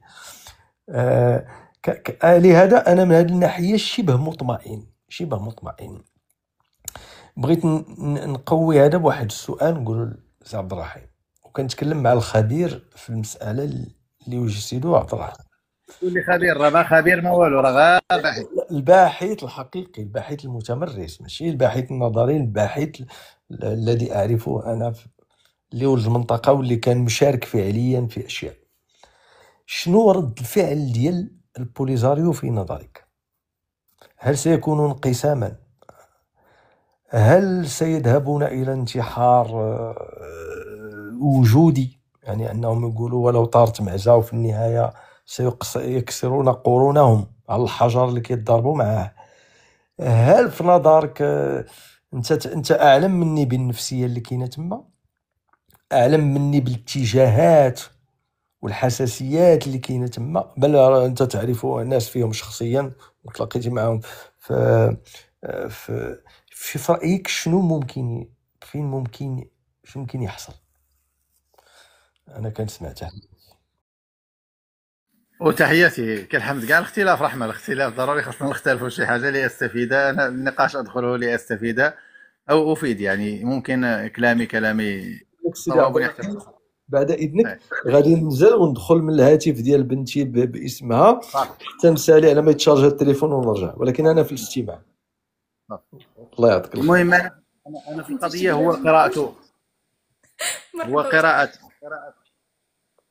قراءته كانت قراءه منطقيه، يعني قراءه واقعيه، ولكن لا يجب ان ننسى انه التحشيد القبلي، هناك ما يسمى بالتحشيد القبلي، خصوصا في اوقات الهمزات، اوقات الانتخابات، اوقات توزيع لوزيعات، اوقات بحال هذه القضيه اللي كنشوفوا دابا، راه قضيه فيها مصير قبائل، الناس تتعامل بقبليه راديكاليه، الناس ستجيش القبائل. يعني هذا الشيء اللي شفناه قديما، يجب ان ننسى ان نفرق ما بين عمليه الوطن غفور الرحيم وعوده العائدين قديما وهذه اللي غنشوفوا دابا. هذه غنشوفوا دابا امامها مشروع كبير جدا، يعني سيكون هناك استقطاب واصطفاف قبلي. راه داك اللي جا من قبيله غادي تجمع مع القبيله ديالو هنا لاهداف باش يتموقعوا في البرلمان الجديد، سينو راه قبائل اخرى غتموقع احسن منهم، يعني سيكون هناك اصطفاف. هذه واحد، هذه واحد وهذا امر لم يكن، ما كانش قبل، واخا كيكون في انتخابات دائما، ولكن تقدر تلقى جوج ثلاثه من قبيله واحده متفرقين، كل واحد مترشح، ولكن مستقبلا غادي سيكون هناك، سنرى اصطفافات قبليا بين هذه القبيله وهذه القبيله وهذه القبيله، لان القضيه فيها مستقبل اجيال ديال كل قبيله، كل واحد كيضرب على كينشع على قبالته.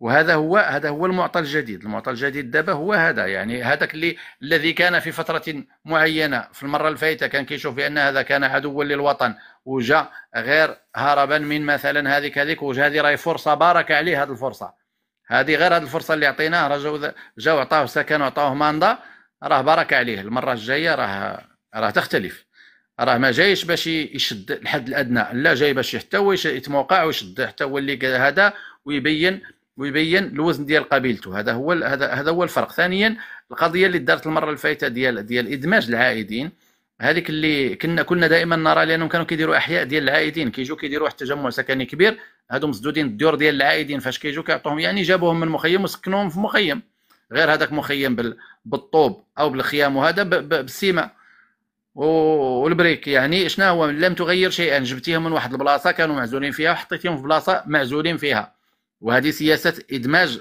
غير صحية، واضرت بالمغرب واضرت والغت مثلا، ما خلاتناش نستافدوا من دوك العائدين اللي جاوا لارض الوطن باش يخدموا، باش يكونوا فاعلين. كل يخدم في قطاع معين، فاش كنتي خدام اجي خدم فيه هنا وخدم وكون منتج وكون هذا وكون فاعل وكون باش يحس بانه مندمج. ولكن الا جبت ودرت لهم واحد ألف منزل في الداخله، و1000 منزل في طنطان، و1000 منزل في العيون وبوجدور والسماره والطرفه وهكذا، وسكناهم وقلنا لهم غادي نخلصوكم، وجلسوا وخلصوهم وجلسوا، باستثناء بعض الاسامي الكبيره جدا اللي كانت معروفه جدا وكانت في القيادات، هذيك كانت شويه اشتغلت وشدت مناصب كبيره.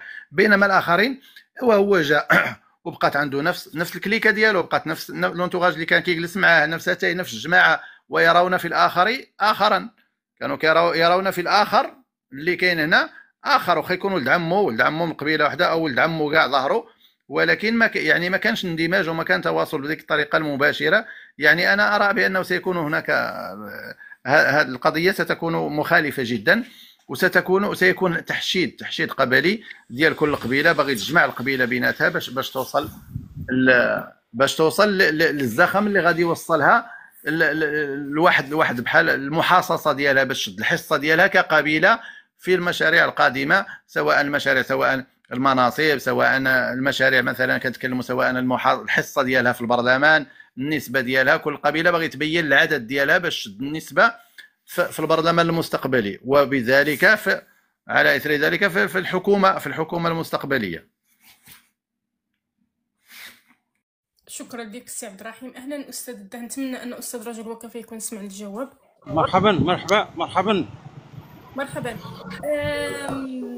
بك احمد. مرحبا بك وسهلا. تتقد عفاك غير ما كان ما يكونش عندك صداع. لا كنحاول لا في الشارع، ولكن دابا نسمعكم مزيان. طيب ان شاء الله غادي نرجع لك السي عبد الرحيم في سؤال، وغادي يكون حتى هو نفس السؤال اللي غادي نوجهو للسي احمد في انتظار عوده استاذ رجل وكفى. كيفاش يقدر المغرب انه يستافد من تجارب دول طبق فيها الحكم الذاتي؟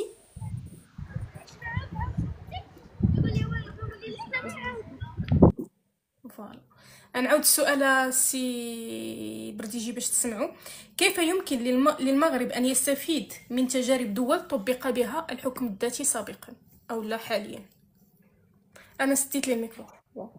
ولا خاصو يشوف التجربه الاقرب. مثلا انا ضد يقولوا لي تجربه انجلو ساكسونيه ولا فرانكوفونيه، لان المنطقه كان عندها ارتباطات كثيره جدا، ارتباط سيكولوجي مع اسبانيا نتيجه للقرب، نتيجه لهذه السنوات ديال الماضي الاستعماري والتاريخ المشترك مع اسبانيا.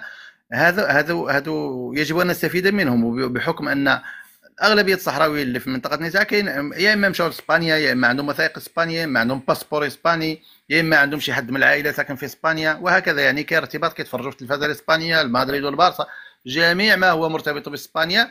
تقول له هذه السلعه جايه من امريكا ما يشوفش فيها، تقول له السلعه جايه من اسبانيا ولو انها اقل جوده يشري ديال اسبانيا. يعني كاين واحد الارتباط، وواحد التاريخ مشترك، واحد شي حاجه تربطه مع المنطقه. يعني اقرب هو النموذج الاسباني. يجب ان نستفيد من النموذج الاسباني في التدبير المحلي، في التدبير الاعلامي، في التدبير كامل، حتى كل المرتبط بالحكامه، المرتبط بالاتفاقيه الدوليه، ونستافدوا من نقط الخلاف اللي وقعت ما بين الجهات والمركز. النموذج الاسباني في اللي اعتمدته اسبانيا في الحكم الذاتي يا سي البرديجي؟ عندها حكم ذاتي تقريبا مطلق، عندها حكومات جهويه، عندها برلمانات جهويه، عندها الموارد تستفيد من الموارد كل بنسبه حسب. لان تكلمنا على كاتالونيا مثلا، كاتالونيا عندها 8 المليون ديال العاملين ديال العماله، يعني لا كوتيزاسيون ديال 8 المليون ماشي بحال الا مشيتي لاكستريمادورا اللي هي منطقه فقيره ما واصله حتى تقريبا شي 300 او 400 الف ديال اللي كيكوتيزو في الضمان الاجتماعي.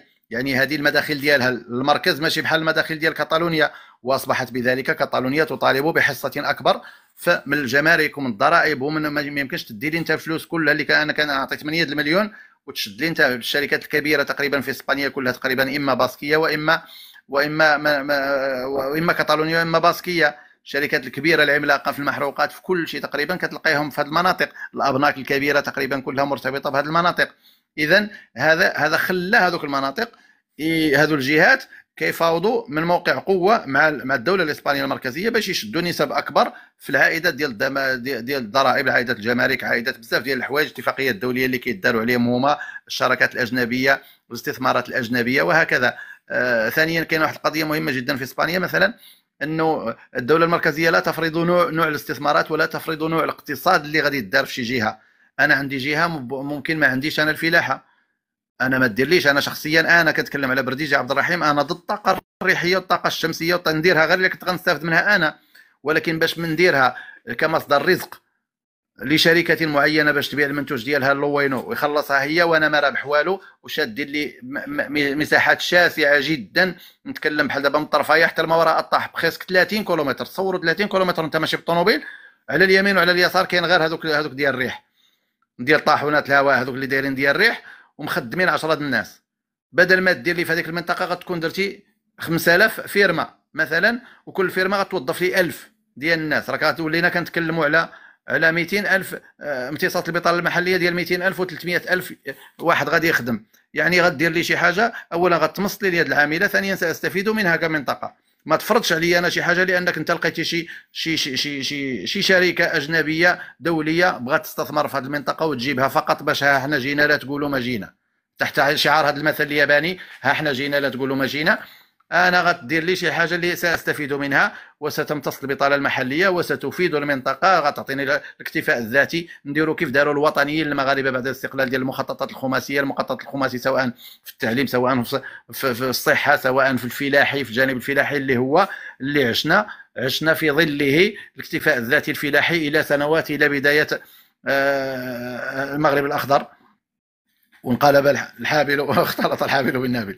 المهم يعني كاين بزاف ديال الامور التي يمكن ان نستفيد منها في المجالات كامله، في الصحه، في التعليم. الوقت اللي تشوف في اسبانيا، وانا كنتكلم معك 30 سنه في اوروبا، النموذج الاسباني في الصحه افضل من النموذج الفرنسي، وافضل من النموذج البريطاني، وافضل من النموذج ديال لا سينيسي ديال الضمان الاجتماعي، نفس القضيه. ولو انه في ذاك الخلاص مثلا في لاغوتخيت وفي هذا الشيء الدول الاخرى اكثر لانها اغنى، ولكن اسبانيا في التطبيب وانا كنتكلم معكم، انا انسان مريض منذ مده طويله ودرت عمليات ودرت.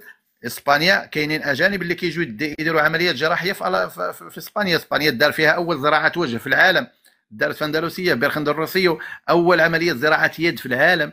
يعني كاين مستشفيات جامعيه مهمه جدا يجب ان نستفيد من هذا الشيء ونديروا شراكات. لما لا دار شراكات مع ديال هذيك الجهه مع جهات اخرى في مجال الصحي، في مجال الاعلامي مثلا، نستافدوا منهم اعلاميا، نستافدوا منهم تدريسيا في التدريس، وكاين امورات كثيره. ثانيا للقرب، اصلا القاعده تقبل اي شيء ياتي من اسبانيا، ما دامت القاعده قابله، يعني كاين قبول في الارض، يعني لماذا لا نستعمل هذا بدل ان نستعمل مثلا نماذج كاينه بحال بلاد الغال وايرلندا مثلا واسكتلندا في الانجلو ساكسون، ولا كاليدونيا مع فرنسا، او الاكراد مثلا في العراق. وفي هذه يعني هذا النموذج الاسباني اقرب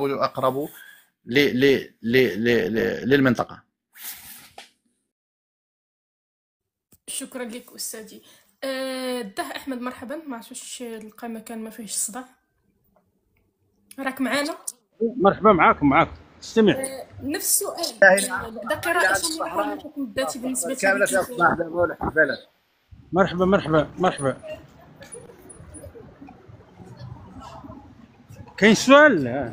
سمعتي السؤال ديالي هذا ولا ما سمعتيش؟ لا عليه عاودي. اوكي، السؤال ديالي هو واش كتشوف شنو هما النماذج اللي ممكن ان طبق فيهم الحكم الذاتي، المغرب ياخذها كنموذج ليه ويديرها حكم. انا في هذا المجال اتفق مع الاستاذ البرديجي، لانه الاقرب هو اسبانيا. واسبانيا لها علاقه بالمنطقه، يعني تمتد لاكثر من 100 سنه ولا 200 كاع. النقطه الثانيه، اسبانيا يعني عاشت الصراع، عندها تجربه في كل مراحل الصراع. واعتقد على انه في السنين الاخيره كانت هناك زيارات متبادله بين الجهات، جهه ساقية الحمراء ووادي الذهب وجهه وادي الذهب مع الحكومه الاسبانيه كناريه بالخصوص. وكانت هناك زيارات للاطلاع على المشاريع وعلى تجربه الجهات، تجربه التنميه.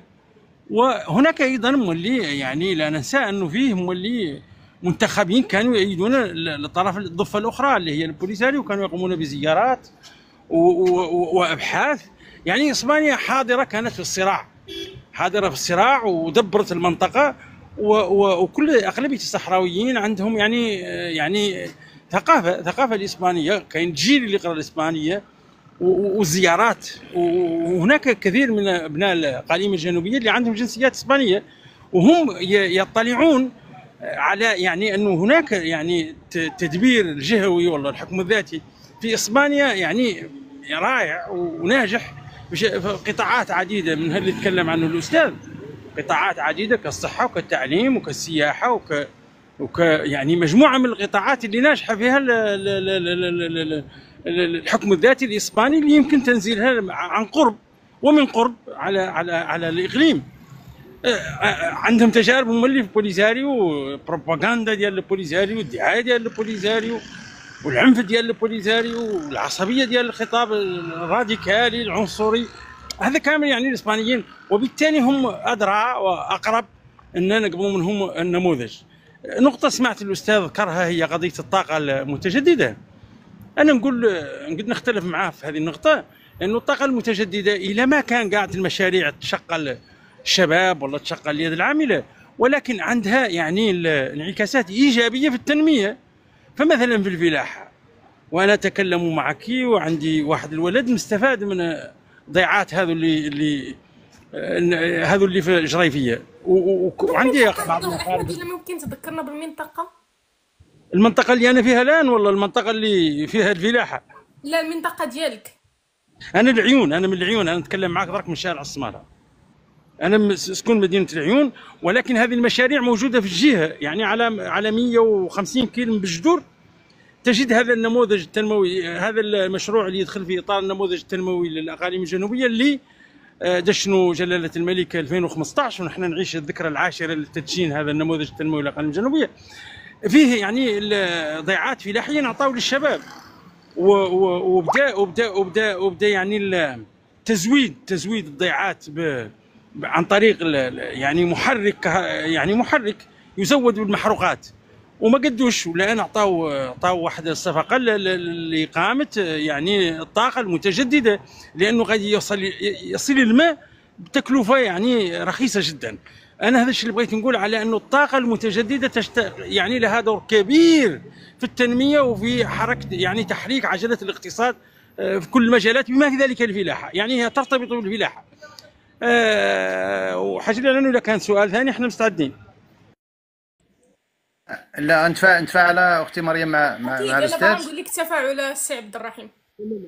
انا لا اعني هذا اللي قال هو، انا معه جمله تفصيلا.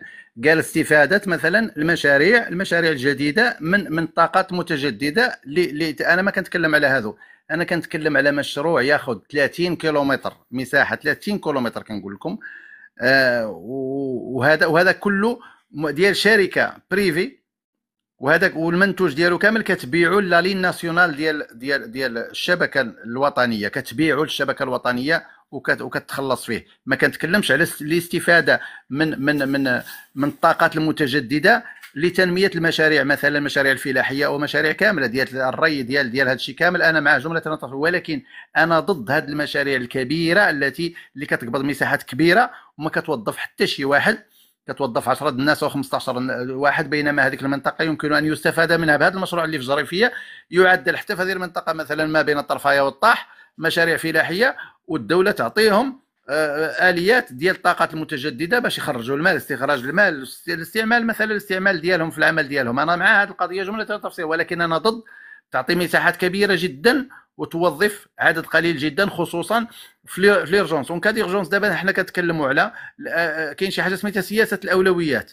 سياسه الاولويات ما يمكنش انت عندك مناطق فيهم اكبر نسبه ديال البطاله في المغرب ودير لي مشروع يوظف لي 11. يعني خاصك دير مشاريع ديالها كمشاريع كبيره اللي غتوظف الناس، سواء فيرمات، سواء بزاف ديال لي سونتر دابيل، سواء بحال هادشي ديال الكابلاج، هاد الشركات، هاد المشاريع الكبرى اللي كتمتص البطاله المحليه. دابا غادي يدخل السي عبد الرحيم هذه النقطه الا سمحتي. نعم، تفضلي. غير باغا نقول سي عبد الرحيم، اظن ان المقاولين الكبار دابا واصحاب المشاريع الكبرى عاد غادي تبان لهم المنطقه، عاد غادي يكون الاستثمار الكبير على ما اظن. دابا المنطقه جالبه للاستثمارات، غير يجب ان نختار بين الاستثمارات المفيده للساكنه والمفيده للمنطقه، او الاستثمارات المفيده لرب العمل. راه بحال هاد الاستثمارات اللي كنقول لكم انا، اللي عطيتكم النماذج ديال هاد المشاريع الكبيره ديال الطاقه الريحيه، واللي بزاف ديالهم هذه مفيده فقط لرب العمل، ليست مفيده لا للمنطقه اولا ولا للساكنه، يعني في امتصاص البطاله المحليه. اما الاستفاده من الطاقات المتجدده ومن التكنولوجيا الحديثه كامله في دعم مشاريع الشباب ومشاريع اللي في المناطق الجنوبيه، فهذا مرحب به جمله وتفصيلا. هذه تدفق الراس المال المستثمرين هذا امر اصبح واقع، ولكن ايضا راهو من بين القطاعات المغريه هي هذه الطاقه المتجدده. هناك مجموعه من الشركات اجنبيه الان تشتغل في الطاقه المتجدده. مثلا نعطي مثال لكم جميعا، هو انه الان دشينت يعني واحد تصفيه في الطرفايه، تصفيه المياه ديال البحر. هذه التصفيه لا يمكن ان تكون الا بالطاقه المتجدده. ما يمكن تكون هناك اي تصفيه لاستخراج المياه للسقي الفلاحي ولا السقي المدن الا بالطاقه المتجدده. ولذلك يعني الاستثمار، يعني الطاقه المتجدده هي في قلب الاستثمار ومن بين القطاعات التي تقري المستثمرين. فهناك مثلا في الداخله الان في الداخله 110 كيلومتر من الداخله، يعني على اليسار حد جاي من العيون، هناك شركه صينيه، هناك صينيين يشتغلون الان في هذه الطاقه المتجدده، وهناك شركه فرنسيه وهناك شركات اسبانيه. صحيح انه يجب على الدوله على انها تضع مراقبه ولا رقابه على انه يجب ان يكون الشرط الاول والاخير هو خلق فرص الشغل للشباب. انا اتفق معك، يعني هناك طرق انا نخليه يستثمر ماشي مشكل، ولكن يجب ان يكون مجبرا على انه يعني يخلق فرص للتشغيل، او يعني يزود ضيعات ولا يزود مناطق يعني فلاحيه ولا ساحات ومساحات فلاحيه بتلك الطاقه بثمن جد منخفض. انا معك، ولكن يجوا مرحبا يستثمروا في الطاقه مرحبا، ولكن المصلحه العليا للبلاد هي الاولى هي الاخيره بما في ذلك. وهذا حاجه لانه جاب خطاب جلاله الملك، يعني خلق فرص للتشغيل الشباب. هذا امر اصبح لا بد منه واصبح من الاولويات. غير اخي عافاك باختصار، لان باقي لي 15 دقيقه مع السي عبد الرحيم وخصني نختم مع الاسئله ديالي. ما نقدرش نقدر نشدو في حلقه واحده اخرى من غير هذه لانه مشغول. سمح لي انني قطعت لك الكلمه ديالك. عندي باقي معك استاذ غير الشق ديال موريتانيا وسؤال اخير انا نعطيك فيهم جوج ديال الاسئله الى جات على خاطرك السي عبد الرحيم. تفضلي مريم. الو غادي ناخذ حتى المداخله ديال الده من بعد منين تنسحب، غادي نكمل مع استاذ الده ان شاء الله الا بقى معنا. بلاتي فين هو السؤال؟ فوالا. قلت في حوار سابق لك سي عبد الرحيم، موريتانيا كتعامل مع الملف ببراغماتيه، ولكن الخيط الرفيع من الحياد والموقف كيتقطع بسرعه. واش اليوم قرب يتقطع هذا الخيط هذا؟ واش ممكن نشوفوا موقف صريح من نواكشوط؟ ونواكشوط الان ممكن عندها واحد السند قانوني تتكلم عليه، لان كانت لا يجب ان نطلب منها فوق طاقتها.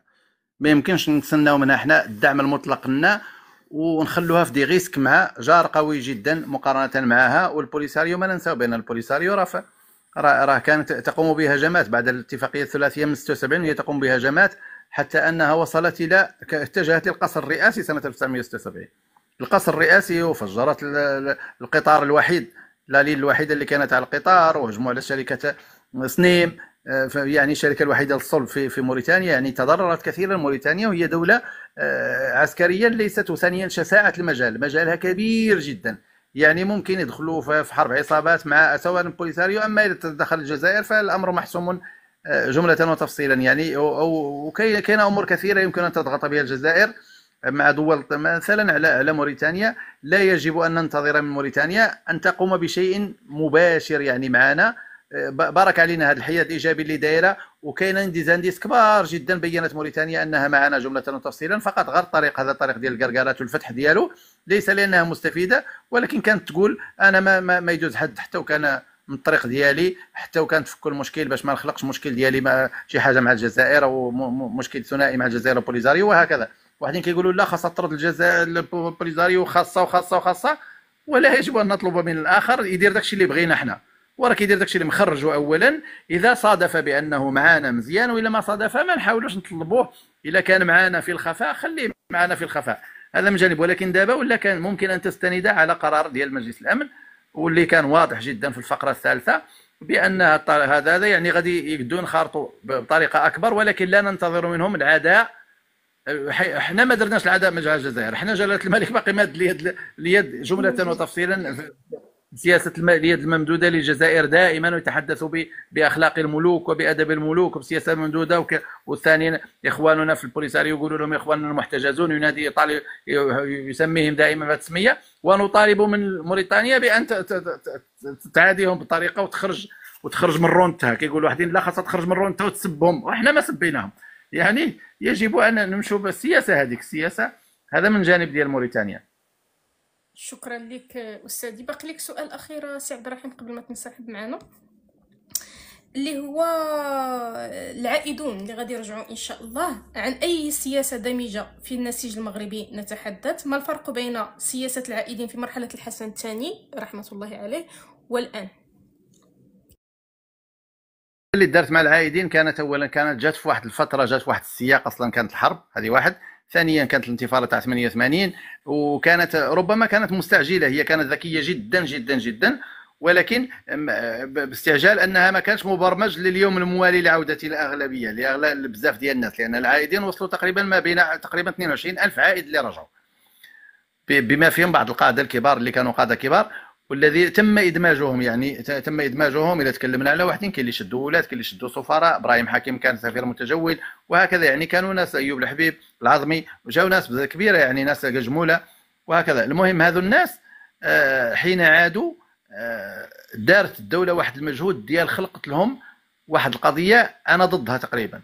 ان دارت وكان جات البلاصه ودارت ديور العائدين، كتجي دير واحد التجزئه فيها واحد 500 شقه مثلا او منزل، وكتسكن فيهم العائدين. يعني العائدين جبتيهم من واحد البلاصه كانوا مجموعين فيها وسكنتيهم في بلاصه بقاو مجموعين فيها، يعني ما اندمجوش مع كانوا يرون في.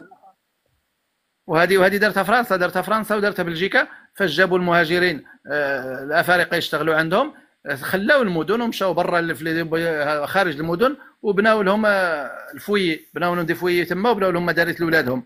ودابا بعد 20 او 30 سنه وجاو كيقول لهم لا هادو ما اندمجوش. وراه انت اللي سكنتيهم بعيد وسكنتيهم مجموعين، ولاو كيتعاملوا غير مع ديك التركيبه اللي هما اصلا جاو منها. يعني شنو دخل عليهم جديد؟ والو. وحتى في واحد الفتره ولاو الاساتذه اللي كيقروا ولادهم منهم، فهمتوا يعني. وهذا ما هو صالح يعني. بقى منهم اليوم ما اندمجوش مع ثقافه واحده اخرى، ما اندمجوش مع الوضع اللي اصلا غادي عليه البلاد. وما عطاوهمش الخدمه، ما خدموهمش. الاغلبيه عطاهم ماندا وهاك الدار وهاك الماندا وريح. يعني كاع ما استفدناش منهم، من الكفاءات ديالهم. اللي واحد يقدر يكون يعطيه يخدم، هذا يخدم هنا ويخدم هنا. الخدمه اللي كان فيها تما يجي يخدم، اللي كان كيلعب الرياضه يجي يلعب الرياضه في الفرق الرياضيه وهكذا. ونبقاو بحال هكا. اللي كان في الاعلام يدخل في الاعلام وهكذا. نربحوا منهم وندمجوهم، تخرجوا من ذاك المحيط اللي انت حشرتيه فيه وتدخلوا في محيط غادي يولي يخدم مع ناس. كانت في المغرب، كانت في العيون، كانت في الداخله، كانت في هذه المدن، وعادي جدا. يعني شويه غادي يندمج. ولكن باش انت جبتيه وما خلصيه وكتخليهم كيوعى في الصباح مع العشره يشد معينته كيبقى تيي مع نفس المجموعه ويخرج يدخل لها الدار اللي حداه، واش طاري اليوم، اش كاين من الاخبار، كاين هذا، وكيجمعوا بيناتهم. يعني ما درتي انت والو. يعني دابا انا اطالب باولا تحيد هذه القضيه ديال ديار العائدين. بغيت تعطيهم الديور عطيهم ديور مشتين، ولا عطيه فلوس يشري دار فين ما بغى. السكن، الحق في السكن، شوف دير معاه شي اليه للسكن، ولكن ان يسكنوا يتشتوا على المدن. اي مدينه يسكن فيها فين ما بغى، يسكن في اللي بغى. اسمح لي عافاك وديني على قد عقلي. دابا هادو اللي غادي يرجعوا، الدوله هي اللي غادي تصرف عليهم حتى يكونوا راسهم، حتى يكون منهم باش ينتجوا. انت مول المشروع انت جبتي المشروع عيطتي لشي واحد كان في شي بلاصه قلتي له اجي رجع عندي وما غاديش يرجع يسكن في الشارع، غيبقى واقف كيتسناك. راه اصلا جا هو طويل ما عنده حتى درهم في جيبو، ما عنده باش يشري كارو ما عنده باش يشري كارو.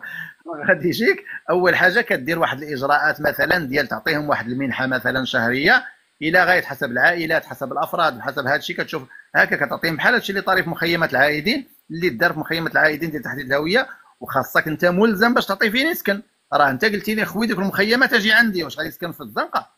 سينو راه غيدوز معاك سيمانه يقول لك هادشي ما خرجش ويرجع. يعني انت جبتو خاصك توفر له السكن وتوفر له التدخين ممنوعيه. راه كان ضحكنا. المهم ماشي بغا يولي من العائدين.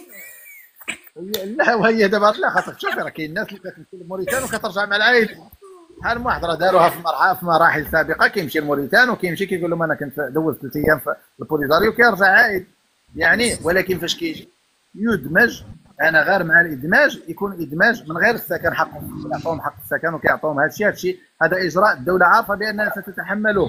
هادو اللي غادي يجوا خاصها تحمل السكن ديالهم، ولكن انا ضد تعطيه ماندا ويجلس.